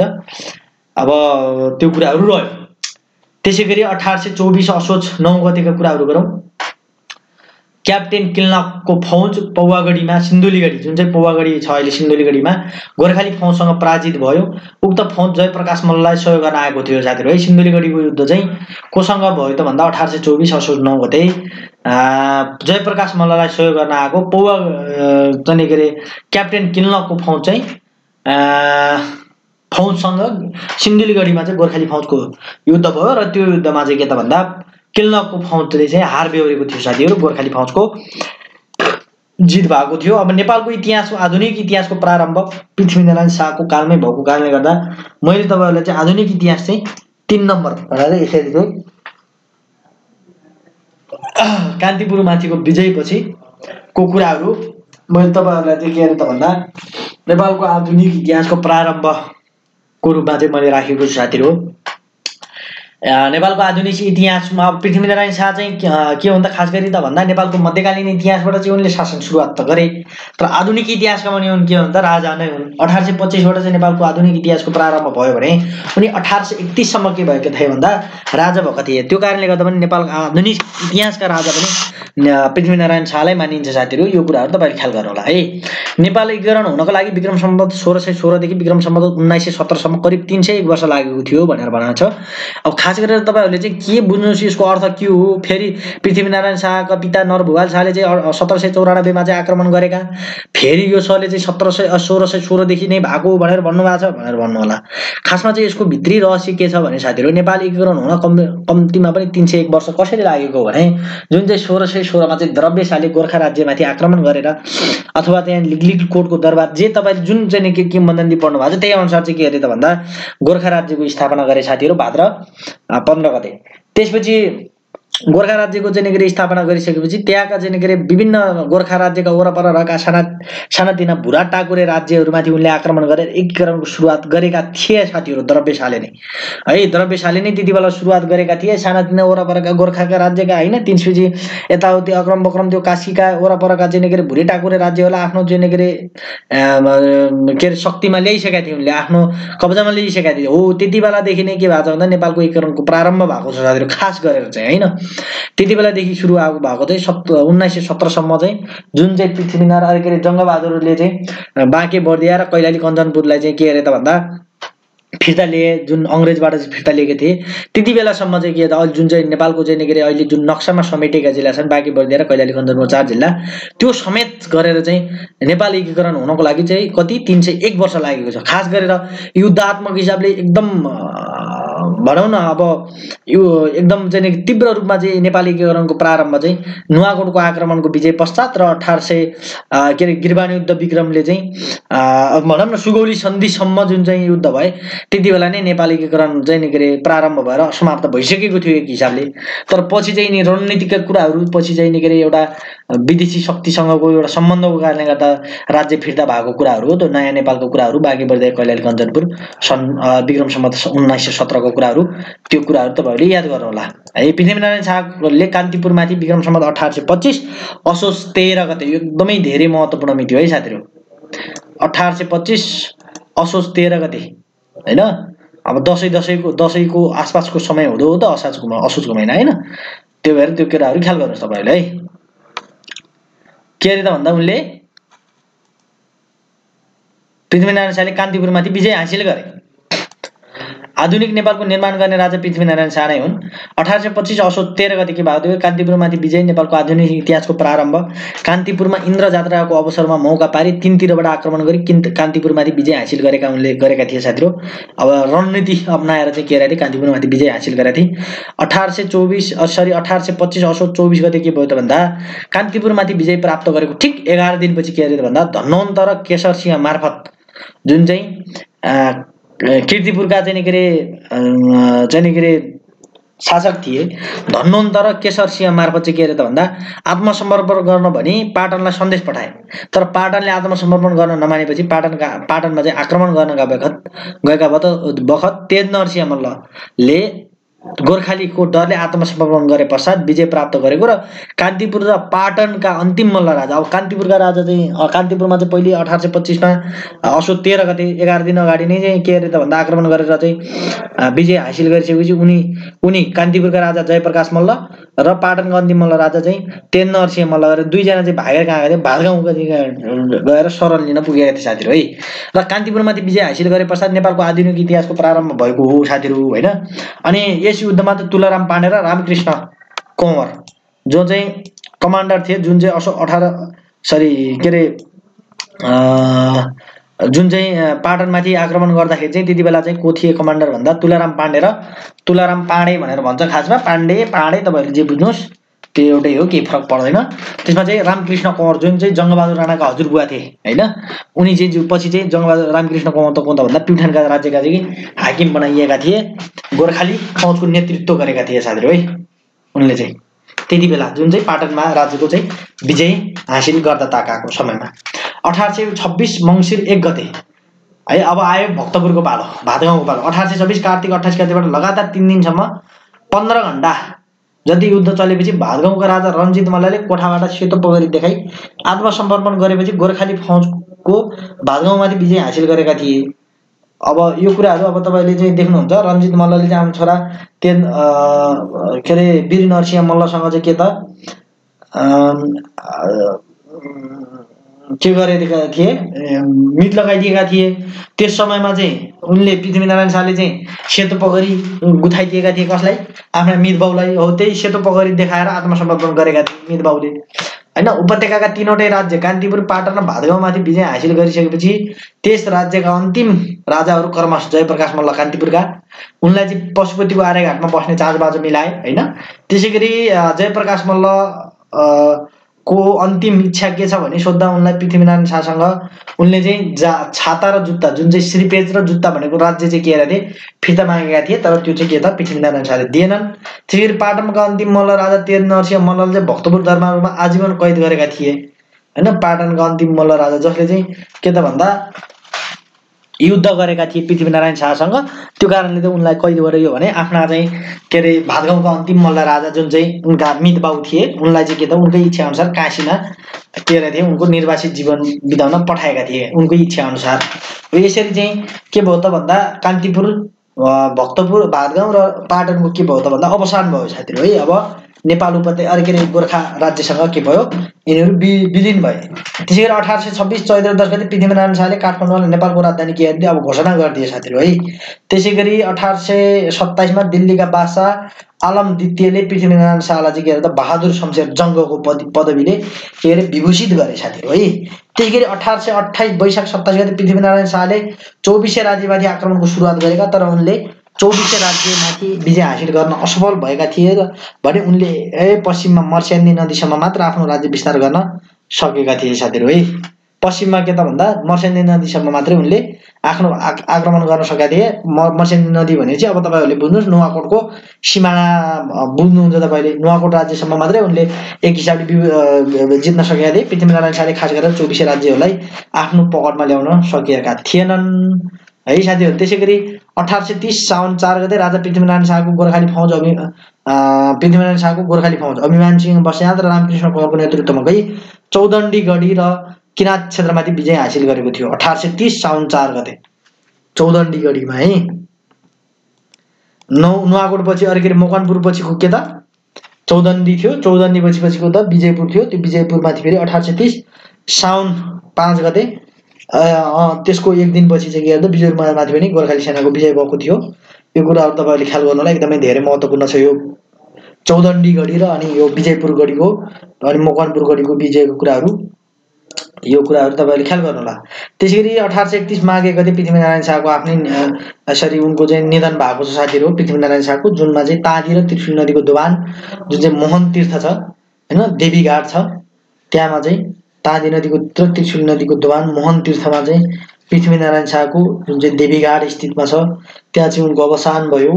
र एउटा नेपालको इतिहासका चाहिँ के रे नेपालको आधुनिक इतिहासका प्रणेता अथवा आधुनिक इतिहासका प्रारम्भकर्ता पृथ्वीनारायण शाहको के भयो त भन्दा देवावसान भयो साथीहरु है। त्यसैले नेपाली एकीकरण समयका त्रिशक्ति पाल्पा तनहुँ र लमजुङमाथिको एकीकरणका विषयहरुको कुरा गरौँ। पाल्पामाथि भीमसेन थापाले विजय हासिल गरेका छन् र पछि चाहिँ पाल्पामाथि चाहिँ भीमसेन थापाले विजय हासिल गरिसकेपछि गिरबानी युद्ध विक्रमको पालामा चाहिँ पाल्पामाथि भीमसेन थापाले चाहिँ विजय हासिल गरिसकेपछि उनका पिता सानु काजी अमरसिंह थापा है फेरि बडा काजी अथवा बाग अमरसिंह थापा भनिन्छ नि लिभिङ लाइन अथवा जिउँदो सिंह भनेर भनिन्छ नि बडा काजी अमरसिंह थापा चाहिँ भीमसेन थापाका पिता चाहिँ होइन नै साथीहरु। जुनले चाहिँ पश्चिम क्षेत्रको चाहिँ नेपालको चाहिँ युद्ध अंग्रेज युद्धको समयमा पश्चिम क्षेत्रको चाहिँ ओभरअल कमान्डको रूपमा चाहिँ कमान्डर चाहिँ भएका थिए। तिनी चाहिँ को हुन् त भन्दा अमरसिंह थापा छुट्टै हुन् फेरि तिनी है। भीमसेन थापाका पिता चाहिँ सानु काजी भीमसेन थापाका पिता सानु काजी अमरसिंह थापा चाहिँ पाल्पा राज्यका चाहिँ के पछि चाहिँ के भएको थियो त्यहाँका के भएको थियो काजी भएका थिए अथवा के भनौँ काजी नै भनौँ हैन बडा काजी भएका थिए है साथीहरु। म बडा काजी भन्छु त्यहाँको चाहिँ प्रशासनिक कामकाजको लागि उनलाई चाहिँ आफ्नो पिताले चाहिँ नियुक्त गरेका थिए। कसले भीमसेन थापाले। त्यसै तनहुँमाथि चाहिँ सुरप्रताप शाह चाहिँ जुन चाहिँ पृथ्वीनारायण शाहका भाइ थिए सुरप्रताप शाहले चाहिँ उनको कमान्डमा चाहिँ विजय हासिल भएको थियो भने लमजुङमाथि चाहिँ बहादुर शाहले विजय हासिल गरेका थिए साथीहरु है। अब तपाईहरुले चाहिँ थोरै प्रताप सिंह शाहको विषयमा कुरा गरौँ। अब नेपालको आधुनिक इतिहासका र नेपालको एकीकरणको अभियानका दोस्रो राजाका रूपमा चाहिँ प्रताप सिंह शाहलाई चाहिँ चिनिन्छ। खास गरेर उनको चाहिँ शासनकाल चाहिँ 1831 पछि उनको पिताको निधन भएपछि उनी चाहिँ शासनमा आएका थिए र उनी खासमा चाहिँ के रे एक हिसाबले शासन सञ्चालनका हिसाबले उनी चाहिँ अलिकति कमजोर र त्यति धेरै नेपाली एकीकरणको जुन अभियान छ त्यसलाई चाहिँ के त चासोको रूपमा चाहिँ नहेरेका थिएनन्। प्रताप सिंह शाहको पालामा चाहिँ खास गरेर नेपालको एकीकरण चाहिँ एकदमै सुस्त गतिमा भएको थियो अथवा एक हिसाबले हेर्नुहुन्छ भने स्टप नै भएको थियो साथीहरु है। त्यो हिसाबको कारणले त्यो कारणले गर्दा के भनिन्छ भने योग्य बाबुका अयोग्य पुत्रको रूपमा चाहिँ प्रताप सिंह शाहलाई चिनिन्छ। र उनकी रानी प्रताप सिंह शाहकी रानीको नाम चाहिँ राजेन्द्र लक्ष्मी थियो जो चाहिँ पछि चाहिँ आफ्नो छोरा रणबहादुर शाहको चाहिँ के त नाबालक छोराको नायबी भएर उनको उनको पति प्रताप सिंह शाहको निधनपछि नायबी भएर आफ्नो छोराको नायबी भएर चाहिँ सत्ता सञ्चालन गरेकी थिइन्। यो कुराहरु तपाईहरुले ख्याल गर्नु होला। प्रताप सिंह शाहको निधन पश्चात चाहिँ रणबहादुर शाहको नायबी भई राजेन्द्र लक्ष्मी र भाइ बहादुर शाहले चाहिँ के गरेका थिए संयुक्त रूपमा चाहिँ चलाएका थिए। अब उनको दाइको निधन भइसकेपछि बहादुर शाहको चाहिँ दाइको प्रताप सिंहको शाहको चाहिँ निधन भइसकेपछि के भयो त भन्दा बहादुर शाह चाहिँ निर्वासित जीवन चाहिँ भारतको बेतियामा बिताइरहेका थिए। त्यसपछि उनी चाहिँ नेपाल आएर गोर्खा राज्यमा आएर जुनले उनको जुन मतलब भनौँ न नेपाल आएर चाहिँ एक हिसाबले चाहिँ के रे फर्किएर हैन आफ्नो गृह राज्यमा फर्केर अथवा काठमाडौँ उपत्यका फर्केर शासन सञ्चालन गर्न चाहिँ सहयोग गरेका थिए साथीहरू है।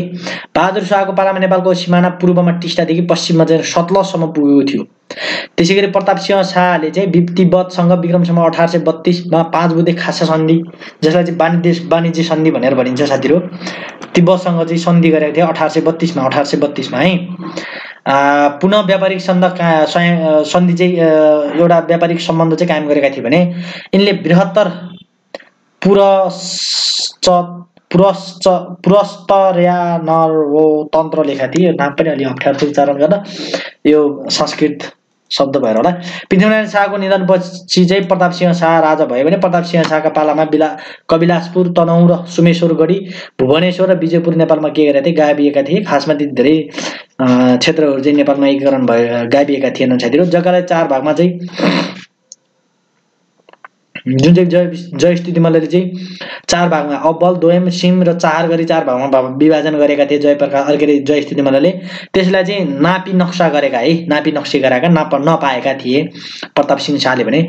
इन्द्रजात्राको दिनमा लिङ्गो गाड्ने चलन है, नरेन्द्र देवले चाहिँ चलाएको जुन इन्द्रजात्राको चाहिँ चलन छ त्यो चाहिँ के त भन्दा इन्द्रजात्राको दिन चाहिँ लिङ्गो गाड्ने चलन चाहिँ सैनिक योद्धालाई घर खेत मिलाइदिने कार्य लिङ्गो गाड्ने चलन चाहिँ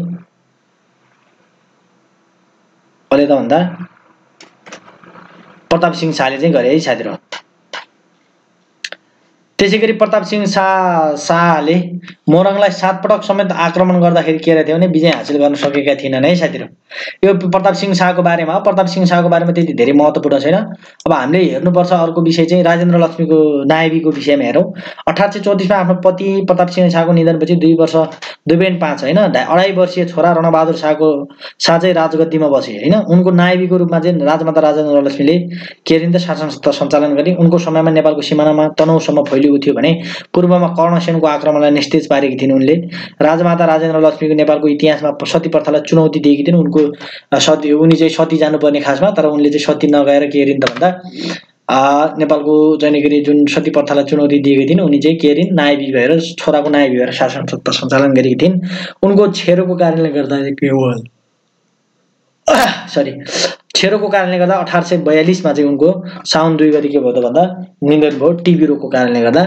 त्यो कुराहरू छ। बहादुर शाह, फतेह बहादुर शाह, जसको चाहिँ के त भन्दा उपनाम बहादुर शाह है, यो कुराहरू हेरौँ। पृथ्वीनारायण शाहका कान्छा छोरा बहादुर शाह दाजु प्रताप सिंह शाहका पालामा चाहिँ भारतको बेतियामा निर्वासित जीवन बिताइरहेका थिए।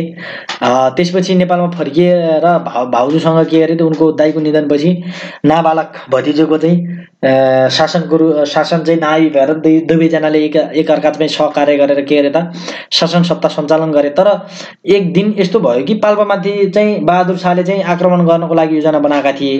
तर चाहिँ त्यहाँ अब दरबारियाहरूले चाहिँ कुरा लगाएर तपाईँमाथि चाहिँ बहादुर शाहले चाहिँ आक्रमण, तपाईँको देवरले चाहिँ आक्रमण गर्न चाहिँ आइरहेका छन् र शासन सत्ता चाहिँ आफ्नो हातमा चाहिँ लिन कोसिस गरिरहेका छन्, कुचक्र चाहिँ यिनले चालिरहेका छन्, षड्यन्त्र चालिरहेका छन् भनेर चाहिँ कुरा लगाइदिएपछि के भयो त भन्दा उनकी भाउजूले चाहिँ के गरिन्, आफूलाई आक्रमण गर्न आएको भनी ठानी आफ्ना देवर बहादुर शाहलाई चाहिँ कैद गरी जेल हालिन् हैन।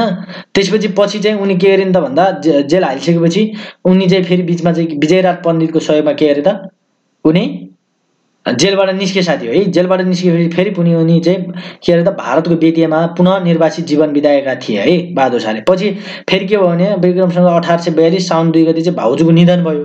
छेरोको कारणले गर्दा, टिबीको कारणले गर्दा भाउजूको निधन भएपछि नाबालक 9 वर्षीय अथवा 9-10 वर्षीय चाहिँ निकै जुन छोरो छ, भतिजो छ, भतिजोको चाहिँ निकै नाबालक भतिजोको चाहिँ निकै नायबीको रूपमा चाहिँ नायबी भई शासन सत्ता सञ्चालन गर्नको लागि उनी फेरि 9 वर्षसम्म आएर चाहिँ के गरे, नेपालमा आएर चाहिँ नायबी 9 वर्षसम्म चलाएका थिए। कसले? बहादुर शाहले है।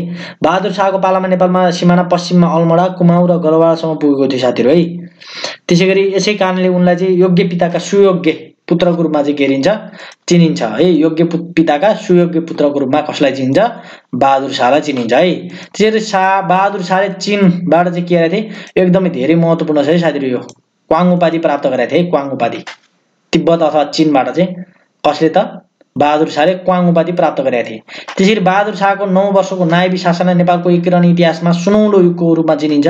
उनले चाहिँ तनहुँ जुन चाहिँ भाउजूको शासनकालसम्म तनहुँ राज्य थियो त्यहाँसम्मको राज्यलाई चाहिँ विस्तार गरेर कुमाउँ गढवालसम्म चाहिँ गएका थिए, अल्मोडा त्यहाँसम्म चाहिँ पुर्याएका थिए भने उनले पृथ्वीनारायण शाहले गरेको आक्रमण भन्दा तेब्बर आक्रमण गरी नेपाल राज्यको बृहत विस्तार गरेका थिए है बहादुर शाहले। बहादुर शाहको पालामा तिब्बतसँग 2 पल्ट युद्ध भएको थियो, जस अनुसार पहिलो युद्ध चाहिँ नेपाल र तिब्बतको पहिलो युद्ध चाहिँ विक्रम सम्वत 1846 मा चाहिँ के भएको थियो, युद्ध भएको थियो साथीहरु है। 1846 मा 1846-47 तिर है, 1846-47 तिर सन् 1788 मा के भएको थियो, नेपाल र तिब्बत बीच पहिलो युद्ध भएको थियो र त्यसपछि चाहिँ युद्धलाई समाधान गर्नको लागि केरुङ सन्धि भएको थियो। यो परीक्षामा सोधिसकेका छ साथीहरु, यो एकदमै धेरै महत्त्वपूर्ण पनि छ, तपाईहरुले ख्याल गर्नु होला। यसमा चाहिँ कमान्डरको रूपमा चाहिँ केरुङ को जुन क्षेत्रबाट चाहिँ केरुङ पट्टीबाट बलभद्र शाह र कुतिक पट्टीबाट चाहिँ श्रीकृष्ण शाहले चाहिँ के गरेका थिए भन्दा कमान्ड सम्हालेका थिए साथीहरु है। र सन् 1788 जुलाई 20 मा आक्रमण गरेका थिए। तर जुलाई 20 मा आक्रमण गरिसकेपछि पछि चाहिँ तिब्बतीहरूले युद्धमा के गरे, हार खाए है। हार खाइसकेपछि गोर्खाली फौजले तिब्बती फौजलाई परास्त पारेकोले विक्रम सम्वत 1846 जेठमा चाहिँ है सन् 1789 मा जुन 2 मा चाहिँ के भयो, केरुङमा 2 देश बीच के भयो, सन्धि भएको, जसलाई चाहिँ त्यसलाई नै केरुङ सन्धिको रूपमा लिन्छ। केरुङ सन्धि कहिले त 1846 जेठमा चाहिँ भएको थियो, ईस्वी सम्वत 1789 जुन 2 मा चाहिँ के भएको थियो, सन्धि भएको थियो साथीहरु। यो परीक्षामा सोधिसकेको छ। र तपाईहरुको चाहिँ प्रहरी निरीक्षक 2000 प्रहरी निरीक्षक हैन, उसमा हो प्रहरी निरीक्षक र शाखा अधिकृत 2080 मा पनि सोधेको छ है साथीहरु। यो के सोधेको छ भन्दा नेपालको मुद्रा तिब्बतमा प्रतिबन्ध केरुङ सन्धि पश्चात भएको थियो भनेर चाहिँ कुन सन्धि पश्चात भएको थियो भनेर नेपालको मुद्रा चाहिँ तिब्बतमा प्रतिबन्ध अथवा तिब्बतमा चाहिँ चलाउन कहिलेबाट चाहिँ प्रतिबन्ध लगाइएको थियो भनेर चाहिँ भनेको छ। त्यो चाहिँ केरुङ सन्धि पश्चात हो है साथीहरु, त्यो तपाईहरुले ख्याल गर्नु होला। र त्यसैगरी अर्को छ, अर्को एकपटक 2080 को शाखा अधिकृतमा के सोधेको छ भने केरुङ सन्धि कुन देश बीच भएको थियो, कुन देश बीच कहिले कहिले भएको थियो भनेर भनेको छ। त्यसमा चाहिँ विकल्पको रूपमा चाहिँ के भनेको छ, नेपाल तिब्बत सन् 1779 भनेर भनेको छ। त्यहाँ चाहिँ अब तपाईहरुले अन्य विकल्पहरु पनि देख्न सक्नुहुन्छ। त्यो त रह्यो परीक्षाको दृष्टिकोणले महत्त्वपूर्ण विषयहरु है। त्यसैगरी सन्धिबाट तिब्बतले नेपाललाई वर्षेनी रु 50,000 एक चाँदीको सिक्काको रूपमा प्रदान गर्ने, शुद्ध नुन दिने, बुद्ध धर्म प्रति भक्ति देखाउन प्रति वर्ष एकजना लामा नेपाल आउनुपर्ने, सिक्किममा नाका बन्द गर्न शर्तहरू व्यवस्था गरिएको थियो। अब त्यस बखत चाहिँ सिक्किम छुट्टै एउटा चाहिँ के अरे स्वायत्त राज्य थियो अथवा स्वतन्त्र राज्य थियो। त्यसमा चाहिँ व्यापारिक सम्बन्ध चाहिँ तिब्बतले अगाडि बढाउन नपाउने, नेपाल र सिक्किममा चाहिँ नेपालले चाहिँ के त आफ्नो चाहिँ व्यापारिक आफ्नो चाहिँ के अरे वस्तुहरू चाहिँ निर्यात गर्न पाउने भन्ने चाहिँ व्यवस्था चाहिँ गरिएको थियो। अब त्यसपछि के भयो त भन्दा साथी, अब केरुङ सन्धि त भयो, तर पछि चाहिँ के भयो त तिब्बत पट्टीबाट त के भयो, त्यो पालना भएन साथीहरु है। पालना नभइसकेपछि फेरि के भयो त भन्दा तिब्बत र नेपाल बीच चाहिँ के भयो, युद्ध भयो है। जुन चाहिँ सन् 1792 मा चाहिँ के भयो, युद्ध भयो है। 89 मा चाहिँ के भयो, केरुङ सन्धि भएको छ। त्यसको 2 वर्षपछि 2 वर्षपछि चाहिँ फेरि के भयो त भन्दा बेत्रावती सन्धि भयो। नेपाल र तिब्बत बीच युद्ध, दोस्रो युद्ध भयो। त्यसपछि बेत्रावती सन्धि भएको छ। यस विषयमा अध्ययन गरौँ। दोस्रो नेपाल तिब्बत युद्धको कारण चाहिँ 1789 मा भएको केरुङ सन्धिको तिब्बतले चाहिँ के गरे, उल्लङ्घन गरेपछि भएको छ है साथीहरु। अब यसमा चाहिँ कमान्डरहरू केरुङ नाकाबाट अभिमान सिंह बस्नेत हैन र कुतीबाट चाहिँ दामोदर पाँडेको नेतृत्वमा के भएको छ, सैनिक चाहिँ गएको छ। त्यसैगरी यसरी दोस्रो पल्ट नेपाल र तिब्बतको बीचमा चाहिँ असमझदारी बढ्दै जाँदा सन् 1792 नेपाल र चीन बीच युद्ध हुन सुरु भयो। चीन खास गरेर तिब्बत भनेर भनेको छ। तिब्बत चाहिँ के भइसकेको थियो भने त्यति बेला चाहिँ चीनको चाहिँ एक हालले चाहिँ चीनको चाहिँ के अरे आधिपत्यमा आइसकेको थियो साथीहरु है। चीनमा चाहिँ तिब्बतमा चाहिँ के भएको थियो, चीनको चाहिँ एकदम एक हालले चाहिँ शासन चाहिँ के थियो, चीनबाट चल्ने गर्दथ्यो त्यति बेला चाहिँ है। फेरि के त बेत्रावती नेपाल र तिब्बत बीचको दोस्रो युद्ध काताकामा है। त्यसैले नेपाल र चीन बीचको युद्धमा चिनिया सेनाका कमान्डर चाहिँ जेनरल कुक आङगाङ भयो। नाम पनि अप्ठ्यारो छ, यो ख्याल गर्नु होला। यति कुक आङगाङ को साथमा 70,000 चिनिया सेनासँग नेपाली सेनाले युद्ध गरेको थियो। यस युद्धमा पश्चात नेपाल र तिब्बत बीच सन् 1792 अक्टोबर 2 विक्रम सम्वत 1849 मा चाहिँ त्यो बेतरावती नदीको किनारामा सन्धि भएको थियो साथीहरु है। यो 2080 को शाखा अधिगममा सोध्या छ यो पनि ख्याल गर्नु होला है। त्यसैगरी बेतरावती सन्धिमा नेपालको तर्फबाट देवीदत्त थापा यो पनि परीक्षामा सोधिसकेको हो है। बेतरावती सन्धिमा नेपालको तर्फबाट कसले हस्ताक्षर गरेका थिए भने चाहिँ देवीदत्त थापा र तिब्बतको तर्फबाट चाहिँ जेनरल टुङताङ र जेनरल चीनका तर्फबाट चाहिँ जेनरल कुकआङगाङ जुन चाहिँ तिब्बतलाई सहयोग गर्न आएका थिए। कुकआङगाङ चीनका चाहिँ के थिए, चीनको नेतृत्वबाट आएका चिनिया सैनिकको नेतृत्व गरेर आएका थिए। तिनको चाहिँ 3 जनाको हस्ताक्षर गरेका थिए। त्यसै धारा 1 को प्रावधान के थियो भने साथीहरु we both Nepal and Tibet accept the suzerainty of China भनेर भन्छ। चाइनाको चाहिँ चीनको चाहिँ के त प्रस्ताव चाहिँ स्वीकार्ने, चीनको चाहिँ एक खालको चाहिँ उनीहरुको चाहिँ आदेश निर्देशन पालना चाहिँ दुवै देशले गर्ने भनेर चाहिँ के भयो त भन्दा त्यति बेला चाहिँ सन्धिमा व्यवस्था भयो। यो एक हिसाबले त्यो चाहिँ सन्धिमा चाहिँ प्रावधान भएको हिसाबले चाहिँ बेतरावती सन्धि हुनुपर्दा जुन चाहिँ नेपाल तिब्बत युद्ध अथवा नेपाल चीन युद्ध भन्छ, दोस्रो नेपाल तिब्बत युद्ध, त्यसमा चाहिँ नेपाली सेनाले चाहिँ हारेको देखिन्छ है एक हिसाबले, जुन धारा 1 को प्रावधान अनुसार मैले उल्लेख गरेको अनुसार है साथीहरु। पाल्पासँग वैवाहिक सम्बन्ध भएका कायम गरेका बहादुर शाहलाई बेतरावती सन्धि पश्चात राज्यकोषको दुरुपयोग गरेको भनी विक्रम सम्वत 1853 मा कैद गरी उनलाई चाहिँ के गरेको थियो, भ्रष्टाचार अथवा राजद्रोहको चाहिँ के अरे राज्यकोषको दुरुपयोग गर्यो भनेर चाहिँ के अरे कैद गरियो र पछि चाहिँ उनको 1854 असार 10 गते के भयो, निधन भयो। कसको? बहादुर शाहको साथीहरु। यो एकदमै धेरै महत्त्वपूर्ण छ, उनको निधनको मिति है। यो कुराहरु ख्याल गर्नु होला। पछि बेतरावती सन्धि पश्चात चाहिँ के भयो त भन्दा तिब्बतले चाहिँ नेपाललाई चाहिँ जुन दिनुपर्ने मुद्रा थियो अथवा पैसा थियो त्यो चाहिँ दिएन, तर दरबारीहरूले चाहिँ बहादुर शाहले चाहिँ लिएर खाएको, तिब्बतीहरूले दिएको भनेर कुरा लगाएपछि उनलाई चाहिँ उनका भतिजा रणबहादुर शाहले चाहिँ कैद गरेका थिए है। अब रणबहादुर शाहको कुरा गरौँ। रणबहादुर शाहको जन्म विक्रम सम्वत 1832 जेठ 10 गते भएको थियो साथीहरु है। रणबहादुर शाहको जन्म चाहिँ विजय अभियानको स्वर्णयुग भनेर बहादुर शाहको नायविकालाई चिनिन्छ। बहादुर शाह भने उनका रणबहादुर शाहका काका। रणबहादुर शाहको नायवी चाहिँ आमा राजेन्द्र लक्ष्मी र राजमाता राजेन्द्र लक्ष्मी र काका चाहिँ बहादुर शाहले चाहिँ चलाएका थिए। यो कुराहरु तपाईहरुले मैले माथि नै उल्लेख गरिसकेका छु। त्यसैगरी राजेन्द्र लक्ष्मीको मृत्यु हुँदा रणबहादुर शाह केवल 10 वर्षका मात्रै भएकोले नाबालक राजाको नायवी भई बहादुर शाहले राज्यको बागडोर आफ्नो हातमा लिए। शासन आफ्नो हातमा लिइसकेपछि बहादुर शाहले आफ्नो बाबु पृथ्वीनारायण शाह र भाउजू राजेन्द्र लक्ष्मीले अधुरो छोडेको गएको नेपालको एकीकरणको क्रम के अरे जारी राखेका थिए। राजा गिरवाणी युद्ध विक्रम शाहका पालासम्म विस्तार भइरहेको नेपालको सीमा उनकै पालामा भएको सुगौली सन्धि पश्चात के भयो थियो साथी हो, खुम्चिन गएको थियो। पछि जङ्गबहादुर राणाले विक्रम सम्वत 1917 मा बाँके बर्दिया कैलाली कञ्चनपुर फिर्ता लिएपछि नेपालको सीमाले चाहिँ निश्चित आकार जुन चाहिँ अहिले नक्साले निश्चित आकार ग्रहण गरेको थियो साथीहरु। बालाजुको 22औं धारा निर्माण गरेको यो परीक्षामा सोधिसकेका छ साथीहरु। बालाजुको 22औं धारा निर्माण गरेको कारणले गर्दा रणबहादुर शाहलाई जयप्रकाश मल्लको चाहिँ अवतारको रूपमा चाहिँ मानिन्छ। बालाजुको 21 धारा निर्माण गर्ने राजा जयप्रकाश मल्ल हुन्। यो कुराहरु ख्याल गर्नु होला। नेपाल र भोटको बीचको चाहिँ सीमानाको आधुनिक नक्सा चाहिँ राजा बहादुर शाहको पालामा तयार भएको थियो। त्यसैले निर्वाणानन्द स्वामी भनेर रणबहादुर शाहलाई चिनिन्छ। रणबहादुर शाहलाई निर्वाणानन्द स्वामीको उपाधि दिने गुल्मीको रेसुङ्गा आश्रमका स्वामी शशिधर हुन्। उनी चाहिँ के त धर्मकर्ममा एकदमै विश्वास गर्ने, एकदम धेरै नास्तिक हैन नास्तिक भन्छ, आस्तिक भएको कारणले गर्दा उनलाई चाहिँ त्यो चाहिँ निकै उपाधि अथवा उनको उपनाम दिएको थियो। स्वामी महाराजाका नामले रणबहादुर शाहलाई पनि चिनिन्छ।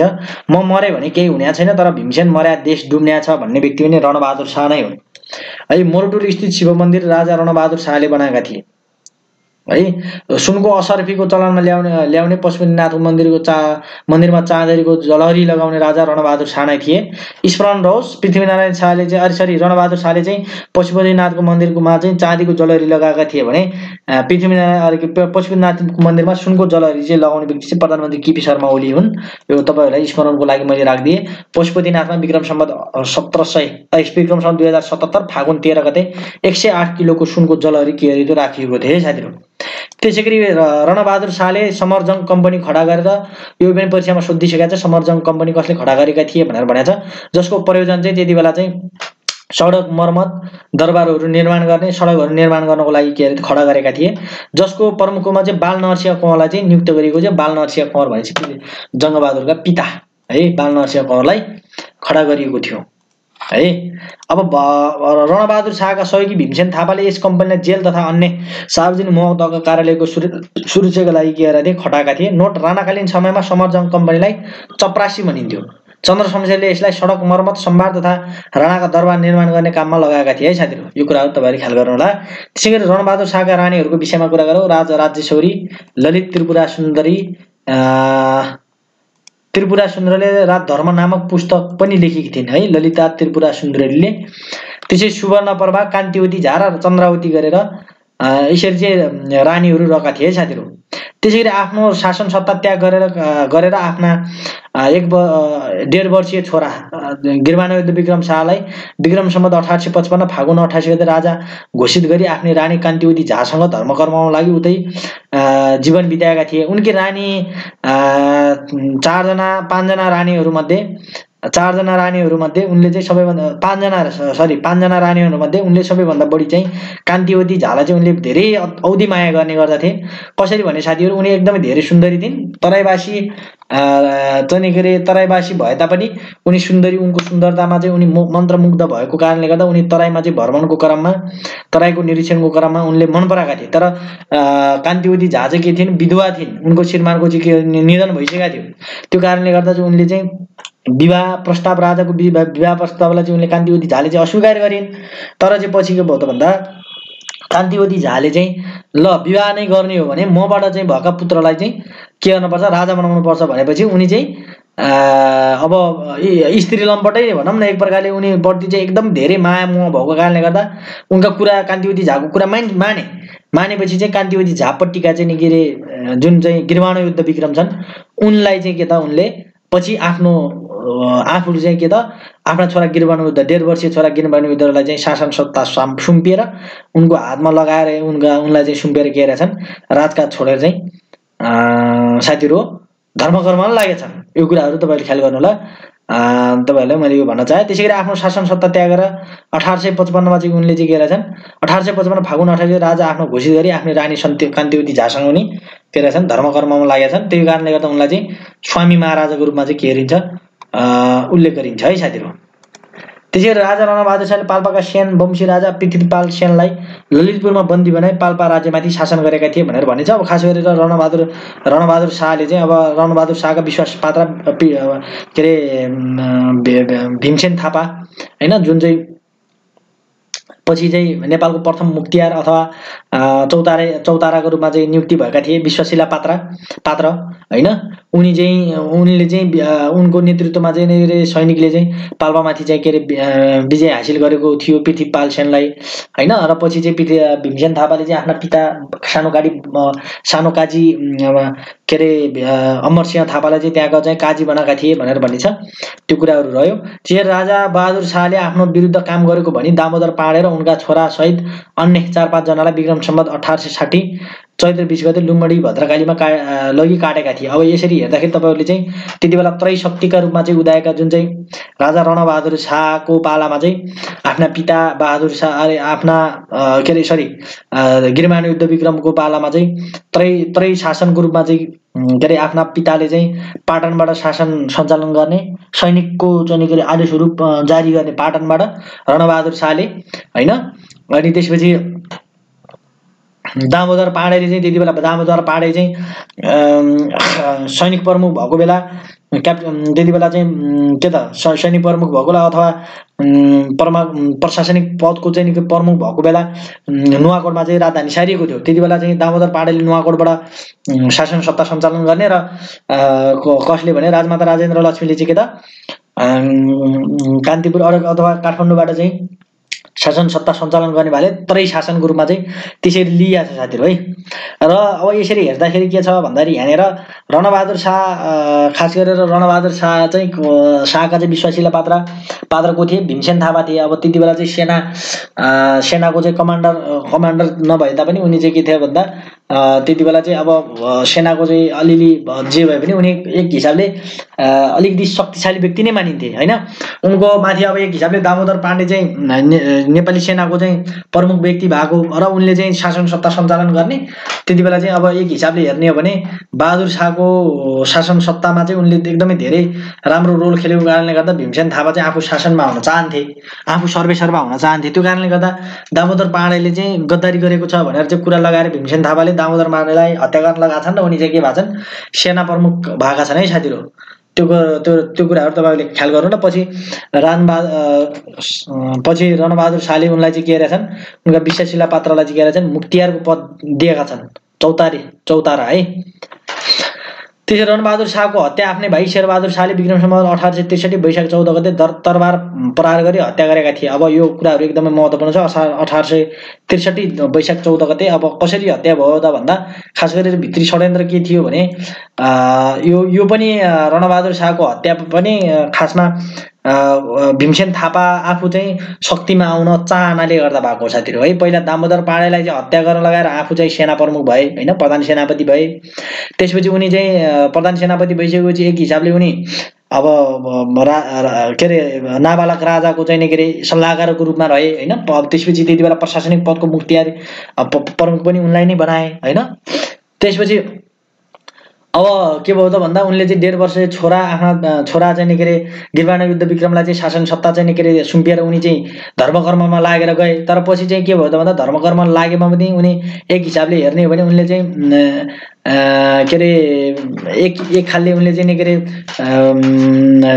चाहिँ जोगीको जस्तो अथवा सन्तको जस्तो जीवन बिताइराखेका थिए।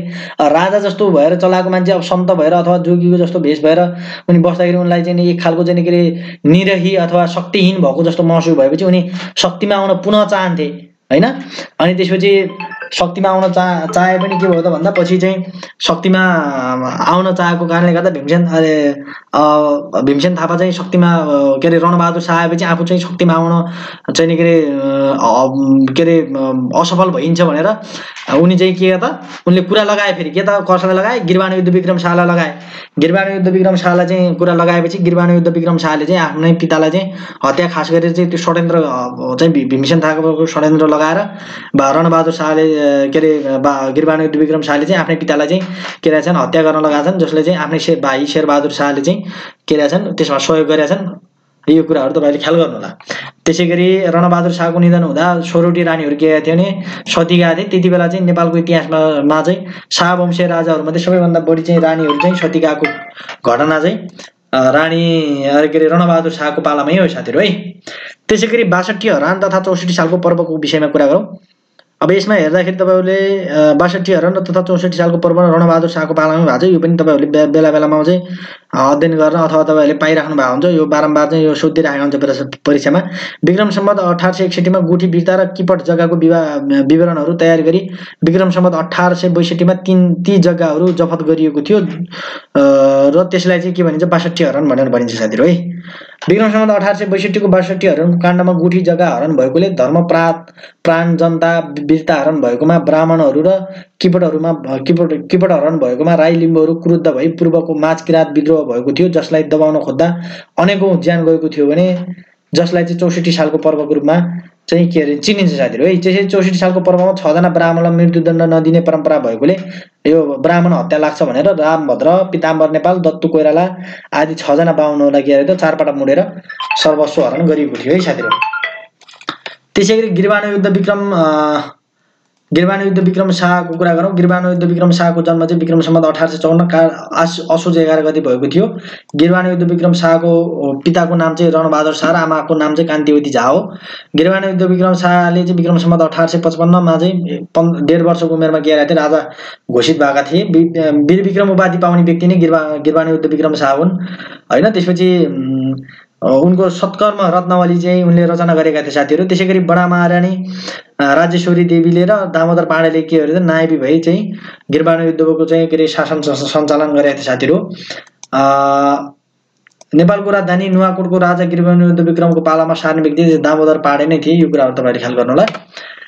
त्यसैगरी अर्को छ नेपाल अंग्रेज युद्ध र सुगौली सन्धिको विषयमा मैले तपाईहरुले थोरै जोड्न चाहे। यसमा चाहिँ सुगौली सन्धि नेपाल अंग्रेज युद्ध चाहिँ 1814 देखि 1816 सम्म भएको थियो, जसलाई चाहिँ याङ्लो नेपाल युद्ध, याङ्लो नेपाल वार पनि भनेर भनिन्छ। यो हामीले चाहिँ सुगौली सन्धिमा विस्तृत रूपमा चाहिँ अध्ययन गर्नेछौँ। 1 नोभेम्बर सन् 1814 विक्रम सम्वत 1871 कार्तिक 11 गतेमा लर्ड वारेन हस्टिङ्गसले चाहिँ नेपाल विरुद्ध चाहिँ युद्धको घोषणा गरेका थिए र नेपालको तीनतिरबाट, पूर्व, दक्षिण र पश्चिमबाट तीनतिरबाट चाहिँ युद्धको घोषणा गरेर नेपाललाई चाहिँ के त परास्त गर्न सफल भएको थियो। त्यति बेलाको चाहिँ के अरे अङ्ग्रेज सेना र पछि चाहिँ के भएको थियो भने नेपाल चाहिँ सुगौली सन्धि गरेर आफ्नो बाँकी बचेक टुक्रेको चाहिँ के अरे भूभाग चाहिँ के अरे बचाउनको लागि सुगौली सन्धि गर्न बाध्य भएको थियो साथीहरू। र सुगौली सन्धि चाहिँ 3 मार्च सन् 1816 मा चाहिँ भएको थियो भने लागु चाहिँ 4 मार्च, एक दिनपछि चाहिँ 1816 मा भएको थियो भने सुगौली सन्धि पश्चात चाहिँ नेपालको सिमाना पूर्वमा मेचीदेखि पश्चिममा महाकालीसम्म भएको थियो। र यस सन्धिमा चाहिँ नेपालको तर्फबाट गजराज मिश्रले गरेका थिए भने यो सन्धि चाहिँ जुन चाहिँ सुगौली सन्धि चाहिँ सन्धिको पत्र लगेर जाने व्यक्ति चाहिँ कम्पनी सामु चाहिँ पुर्याउने व्यक्ति चाहिँ को थिए भन्दा चन्द्रशेखर उपाध्याय थिए। अनि सुगौली सन्धिमा चाहिँ इस्ट इन्डिया कम्पनीका तर्फबाट हस्ताक्षर गर्ने व्यक्ति चाहिँ लेफ्टिनेन्ट जनरल बरार शाह थिए साथीहरू है। त्यसै 1872 असोज 9 गते सुरु भएको अङ्ग्रेज र नेपाल बीचको जैथकको युद्धमा नेपालले जितेको थियो। यो चाहिँ सबैभन्दा कान्छो उमेरमा मृत्यु भएको सार्वभौमिक राजा गिरिबान युद्ध विक्रम शाह नै हुन् साथीहरू।